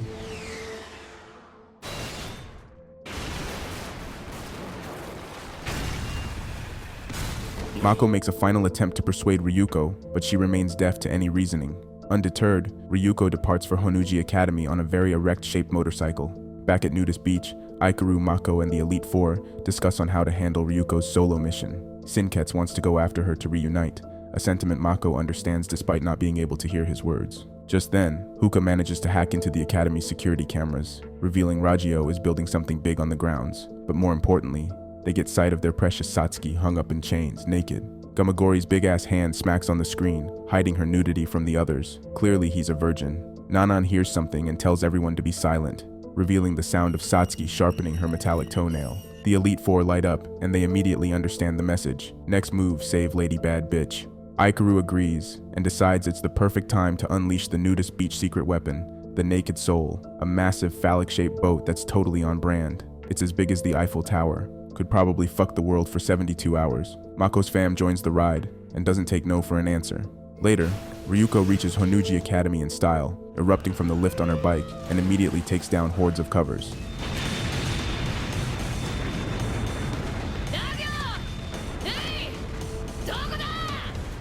The pink bitch shows her face and initiates a battle with her. During the battle, the nudists arrive and make their move, launching missiles to attack Ragio. However, their efforts prove futile. During the chaos, Lady Bad Bitch uses her toenail to cut her chains and escape. Brandishing her fake toenail as a weapon, she runs her sexy ass through the halls, defeating numerous covers. Meanwhile, the pink bitch keeps a smile while trying to get under Ryuko's skin. Ryuko tells her to shut her mouth and finds an opening, blinding the bitch with her robe. She gives her a satisfying stab to the heart, and the bitch coughs up blood, only to go right back to smiling. She then proceeds to pull out her heart, showing Ryuko it has the same shine as hers. She reveals her ability to regenerate thanks to her own life fiber infusion. She was created by Ragio in an artificial uterus made of life fibers, the third attempt to produce a life fiber infused human. Ryuko's still unamused and tries to kill her. Just then a bright light from above interrupts their battle, revealing Junkets. Suddenly Ryuko is turned around and her clothes explode off like some sort of pervy Jedi got a hold. However, it's just Ragio and her motherly ways, stringing up Ryuko with the goal of forcing on Junkets. From the window, Satsuki sees this and figures Ragio's plan. Then she slips out the Academy's rear exit only to be surrounded by covers. But suddenly, big-ass Gamagori jumps from a helicopter in the nick of time. The Elite Four are here, and Satsuki is saved. Back on the grounds, Junkets is being forced on Ryuko, as she gives everything she has to resist. But it's futile. Ragio uses Junkets to alter her memories, giving her images of a happy childhood. Utter bullshit. On the Naked Soul, Satsuki enjoys a moment of peace sipping tea, but she knows it won't last long. Suddenly, the ship's radar detects a rapidly approaching object, and a bright blue light crashes on deck. It's Ryuko wearing Junkets, now under Ragio's control.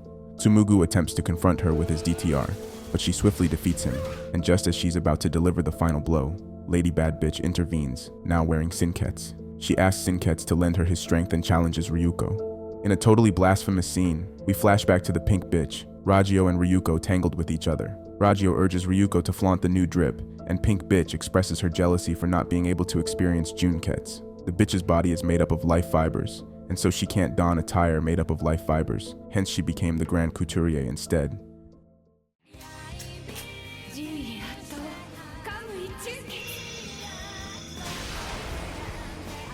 They successfully brainwash Ryuko into wearing Junkets and order her to go after her sister.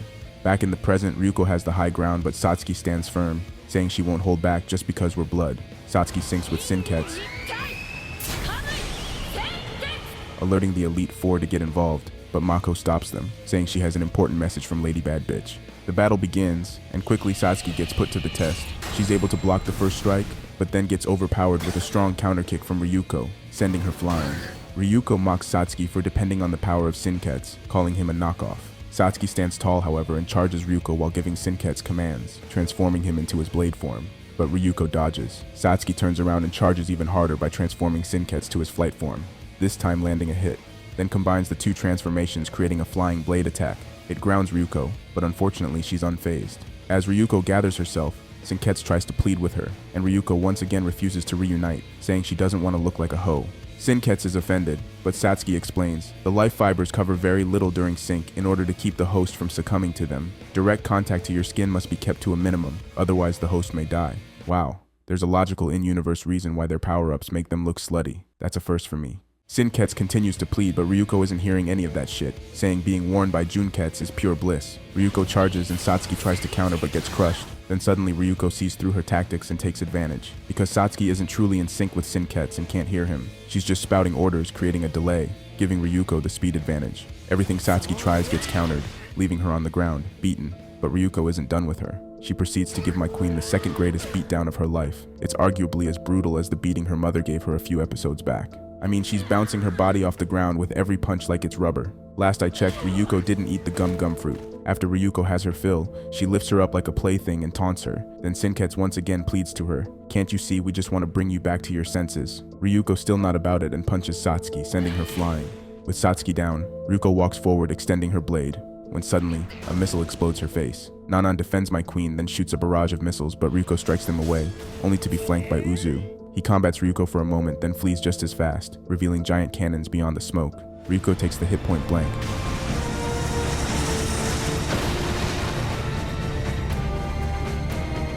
But it does nothing, and she shrugs it off amongst the flames. Cannons can't do shit to Junketsu apparently.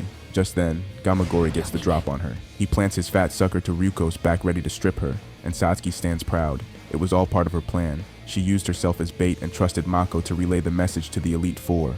Lady Bad Bitch Dad Bitch. Unfortunately, the sucker jams up, and their plan falls short as the pink bitch enters the scene, slashing the device in two. She makes quick work of nudist beach and reveals Junketsu can't be removed. The god robe is stitched to Ryuko's body, and if they try to pull it off, it will tear her apart, and she will die from the shock. Satsuki and Senketsu are pissed, but Mako is determined, leaping into the battle without hesitation. Meanwhile at Revox, Ragio uses her employees to feed the primordial life fiber, and it transforms. It flies from the building on its way to Hinoji Academy, carrying Ragio with no rush. Back on the battlefield, Ryuko retaliates by getting in close and stripping Senketsu from Lady Satsuki with one great strike. Just when Ryuko's about to finish Satsuki, she's distracted by a flying Mako who misses her and eats shit on the pavement. Mako gathers herself and once again tries to reason with Ryuko in her own Mako way. Gamagori tells her to run, but she won't listen. Pink Bitch decides to get involved by attempting to kill Mako, but Senketsu sees this and tackles Mako out of harm's way moments from strike. But also, Mako's now wearing him. Satsuki takes on the pink bitch, and the bitch tries to mock her by pointing out Ryuko's new loyalties. Satsuki counters by pointing out if she really trusted Ryuko, she would have given Ryuko the other half of the scissor blade. That uncertainty will be her downfall. The Elite Four take this moment to strike, but the pink bitch evades and calls Ryuko for help. Ryuko sets her sights on killing Mako, but her fam stands in the way, firm, like the unit they are.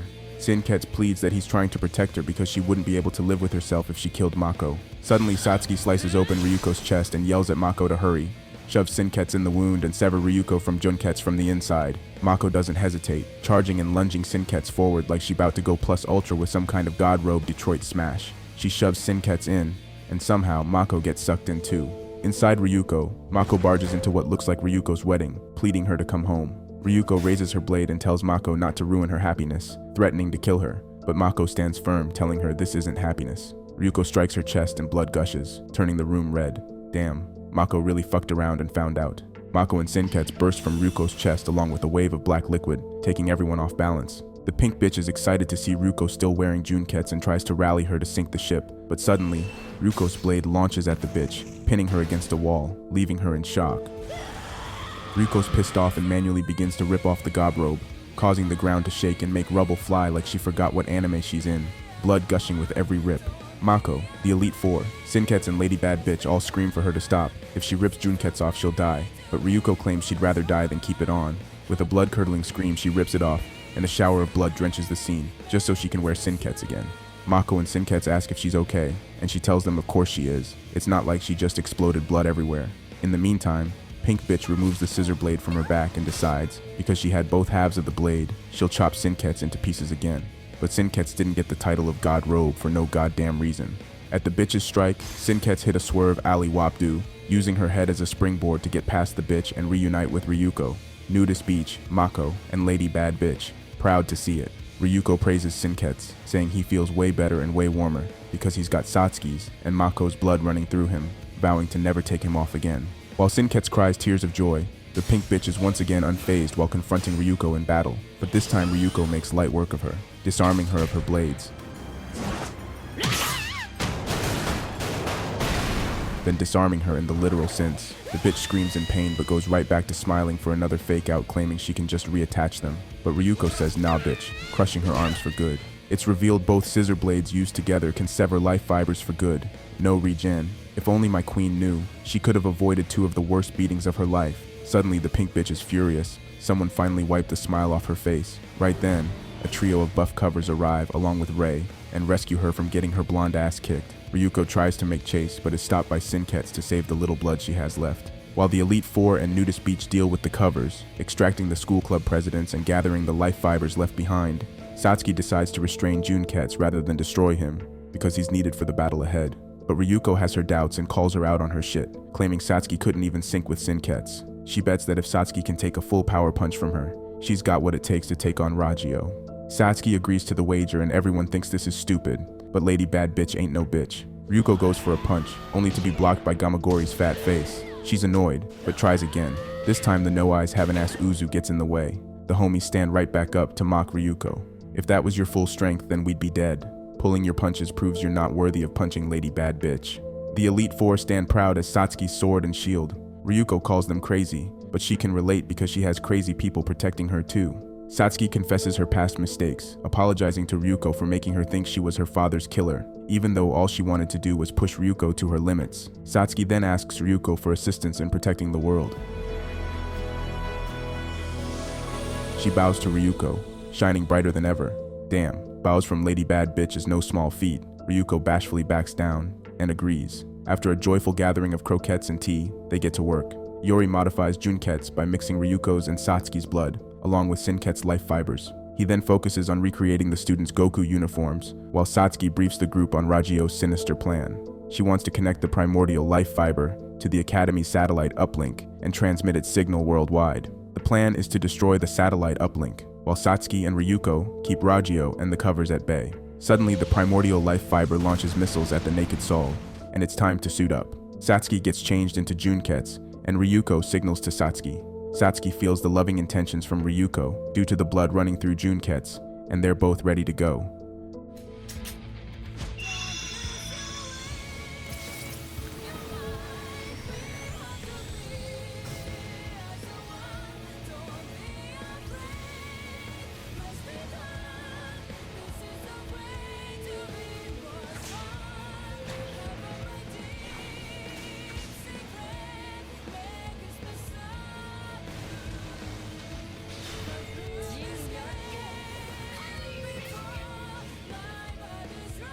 They synchronize together, creating the duo we needed, Ryuko and Lady Bad Bitch side by side. They fly off together to confront Ragio, when suddenly a giant Megazord cover attacks the ship. Before the sisters could react, a wardrobe falls from the sky, and out comes Gear 3 Mako, punching the cover back, revealing she once again has her Fight Club uniform, ready for action. As Ryuko and Satsuki charge into battle, Hoka informs them that Bakuzan is made of the same material as Ryuko's scissors. If Satsuki uses 2 Bakuzan swords and cut from both sides simultaneously, she'll be able to sever life fibers for good like Ryuko. The 2 sisters find themselves facing Ragio and the primordial life fiber. They attack Ragio head-on, but get blocked by her new needle blades made out of ultra-hardened life fibers, making their weapons ineffective. They persist on attacking her, but Ragio fends them off like fodder, knocking them away with ease. She takes flight and the 2 sisters make chase, attacking her simultaneously once again with even more force, only to be knocked back just the same. Ryuko tries to target the primordial life fiber instead, while Ragio is distracted, only to be hit by missiles from the primordial. Meanwhile, Mako is having a snack break mid-smackdown of each incoming cover. She's scarfing those things down like senzu beans. Simultaneously, the original life fiber targets the naked soul, sending reinforcements and missiles their way. They fire back, but it's no use, and Ragio holds her biddies, getting off on it for some reason. Mako stands overwhelmed, but she's a persistent one. When it's a battle for Ryuko, she can go all night. She charges the horde of covers to defend the ship, when suddenly she's halted by the Elite Four. Donning their new Goku uniforms, they tell Mako take a chill pill while they take care of things. The new fit's fresh as fuck too.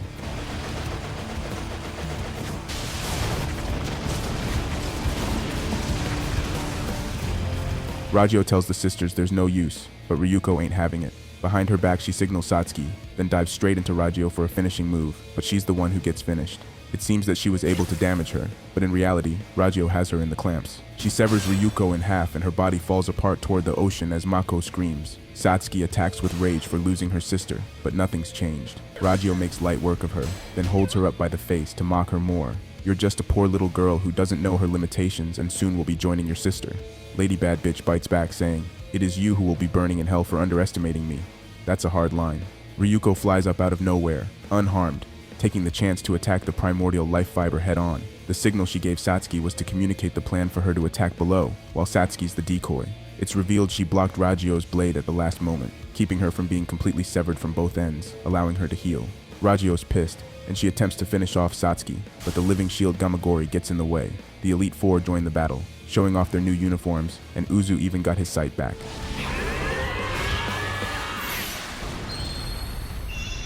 As the naked soul continues to get attacked, Pink Nipples decides it's time to unveil the ace. The ship transforms into a fully phallic dagger. Then we get a close-up of a hole Ryuko made in the primordial, so it's very obvious where this is going. They about to fuck the shit out of some life fibers. Inside the life fiber, Ryuko finds the core.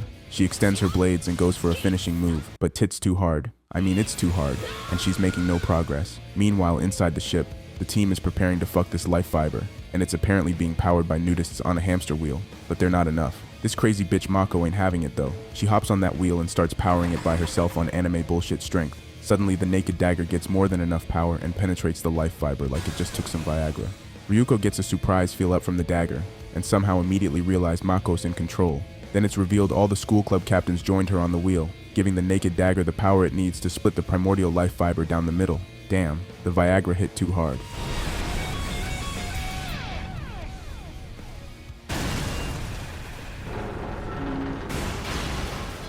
The Elite Four, Ryuko and Lady Bad Bitch stand proud before Ragio like was that good for you too, and Ragio's shook.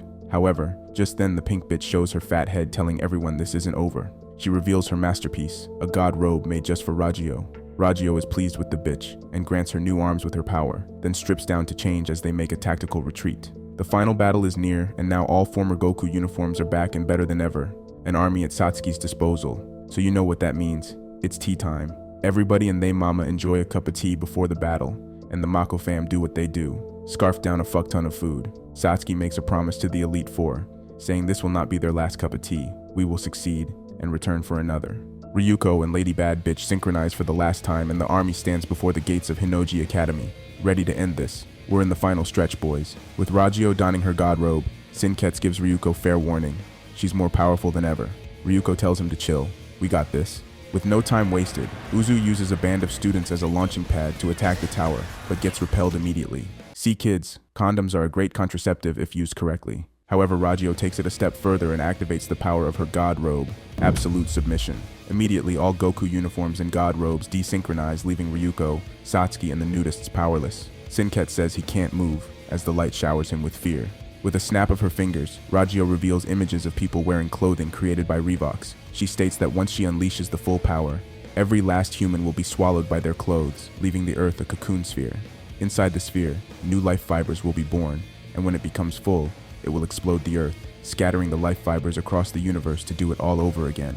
Hearing Ragio's cruel plan, Ikaru and Sumagu know what to do. They combine their DTRs to create their super ultra mega double naked DTR, but she like nah, flicking them away like bugs on a windshield. When Nui questions Ragio's decision not to kill their enemies, she learns that Ragio plans on using them as fuel for the primordial life fiber.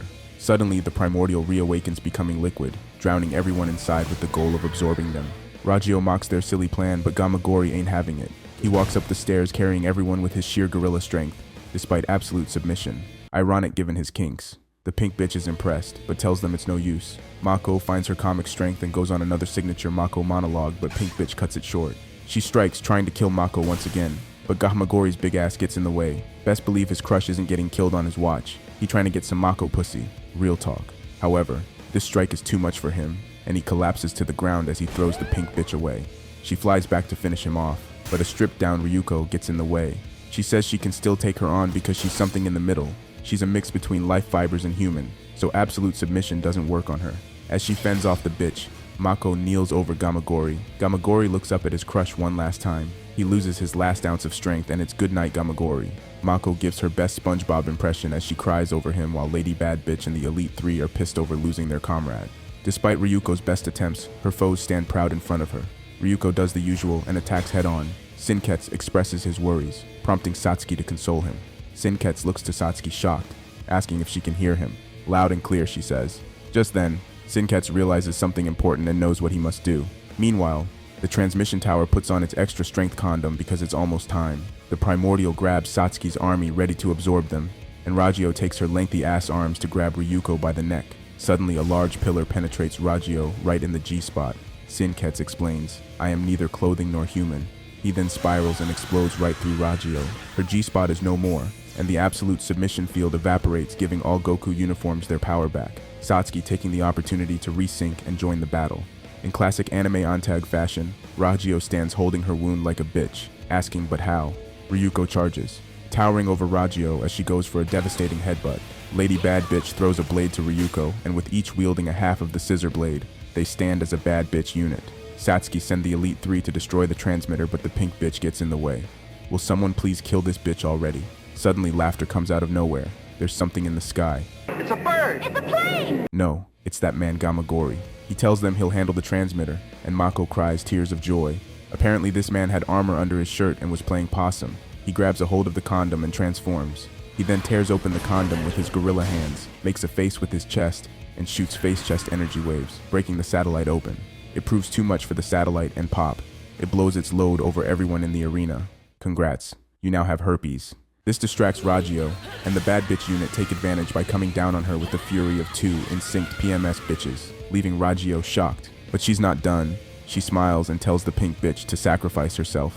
The bitch gives her signature smile, and without hesitation, her and all her clones decapitate themselves. With one last trick, she merges with the primordial life fiber, then merges with Ragio, giving her the ability to heal even after being severed from both ends twice. Not only that, she now has the power to climax, fly. Ragio takes off to the sky, and Huka calculates that she's trying to activate the satellite directly. Ragio reaches the satellite and kisses just the tip, activating planetary absolute submission. Personally, it takes more than just the tip to make me submit. Anyways, everyone on Earth wearing Revox gets cocooned and launched into the sky. Meanwhile, Ryuko looks up and tells them she'll go. Everyone looks at her surprised, so she repeats herself. Then suddenly Mako yells out, "I want to go on a date with you. When you get back, I want to go shopping, have ice cream and hang out." That's the type of world you're trying to save. Ryuko is initially surprised, but then agrees. Better luck next time, Gamagori. This is when things get anime as fuck. Ryuko takes a breath and calls out to everyone's Goku uniforms. They gladly lend her their power and she absorbs it all, transforming into Super Sonic. Super Saiyan, Super Bad Bitch Supreme. She takes off to the sky after Ragio, leaving her nudist team behind. She reaches Ragio and blindsides her. Ragio is surprised by her transformation, but not intimidated, telling her it's too late. Ryuko connects her scissor blades, vowing not to give up. She extends her scissors for a finishing move, but it clanks off. Ragio laughs and explains her scissors are made of hardened life fibers. They are useless under the light of absolute submission. Ragio then extends a ton of needle blades and stabs Ryuko all over. Ryuko bounces back, and the god robe clash between mother and daughter commences. As they battle, Ragio tries to get Ryuko to see things her way. Everything in the universe will come to an end. Creation and destruction go hand in hand. The life fibers are part of that ecosystem. Ryuko bites back, telling her to shut the fuck up. Ragio gets another few clean stabs, but Ryuko heals just as fast, so Ragio decides it's time to stop pulling her punches. A flurry of attacks stab Ryuko stronger than ever, but Ryuko bounces back just as fast, going back for more only to get knocked away again, this time stumbling onto the cocoon sphere. Sinketsu warns Ryuko they're running out of time and Ryuko vows to end it soon. She flies back once again, only to get stabbed by a big boy. Ryuko then thanks her for making it easy, confusing Ragio. Ryuko grabs the sword with grit and states, "The closer I get to death, the stronger I get." Oh, so I was right. She's Super Saiyan. She was deliberately taking a beating to increase her power of absorption. Ragio once again claims she can't be hurt by life fibers, but Ryuko asks, "What if I take that absolute submission from you?" My father created both me and Sinketsu, giving us a sync special ability called infinite absorption. The reason Sinketsu absorbs life fibers after battle is to increase that power. We are not human nor clothing, and we are both human. And clothing, we are everything. People are people, and clothes are clothes. Ragio blows up in rage over the blasphemy, and Ryuko bites back telling her, "That's how we roll." Now fully powered up, she grabs the tip of the satellite and screams out like a rock star. People are people and clothes are clothes, so cut the shit. The cocoon sphere collapses, everyone is freed and fall back to Earth gracefully. Ryuko stands before her nude mother as the dust settles and tells her she's coming back with her. Ragio takes a good look at her daughter and said, "Nah, bitch."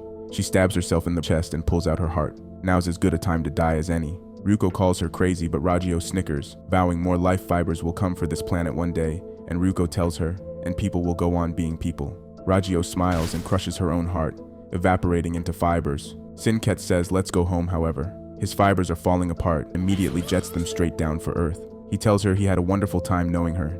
She cries out to stop talking like it's over, but Sinkets gracefully responds, "Don't cry, you can't wear a sailor uniform forever. From now on, wear whatever you want, clothes more cute than me." The final fibers of Sinkets burn out in the ether, and as Ryuko continues to fall, she desperately screams out for her lost friend. Someone yells out to her to snap out of it. The light from Satsuki snaps her awake, and with the speed of absolute God, a fully nude lady bad bitch catches Ryuko at the last second. The force of the fall is too much, but Mako got her back. The Elite Four and the entire student body join in too. And finally there's enough force to stop them safely.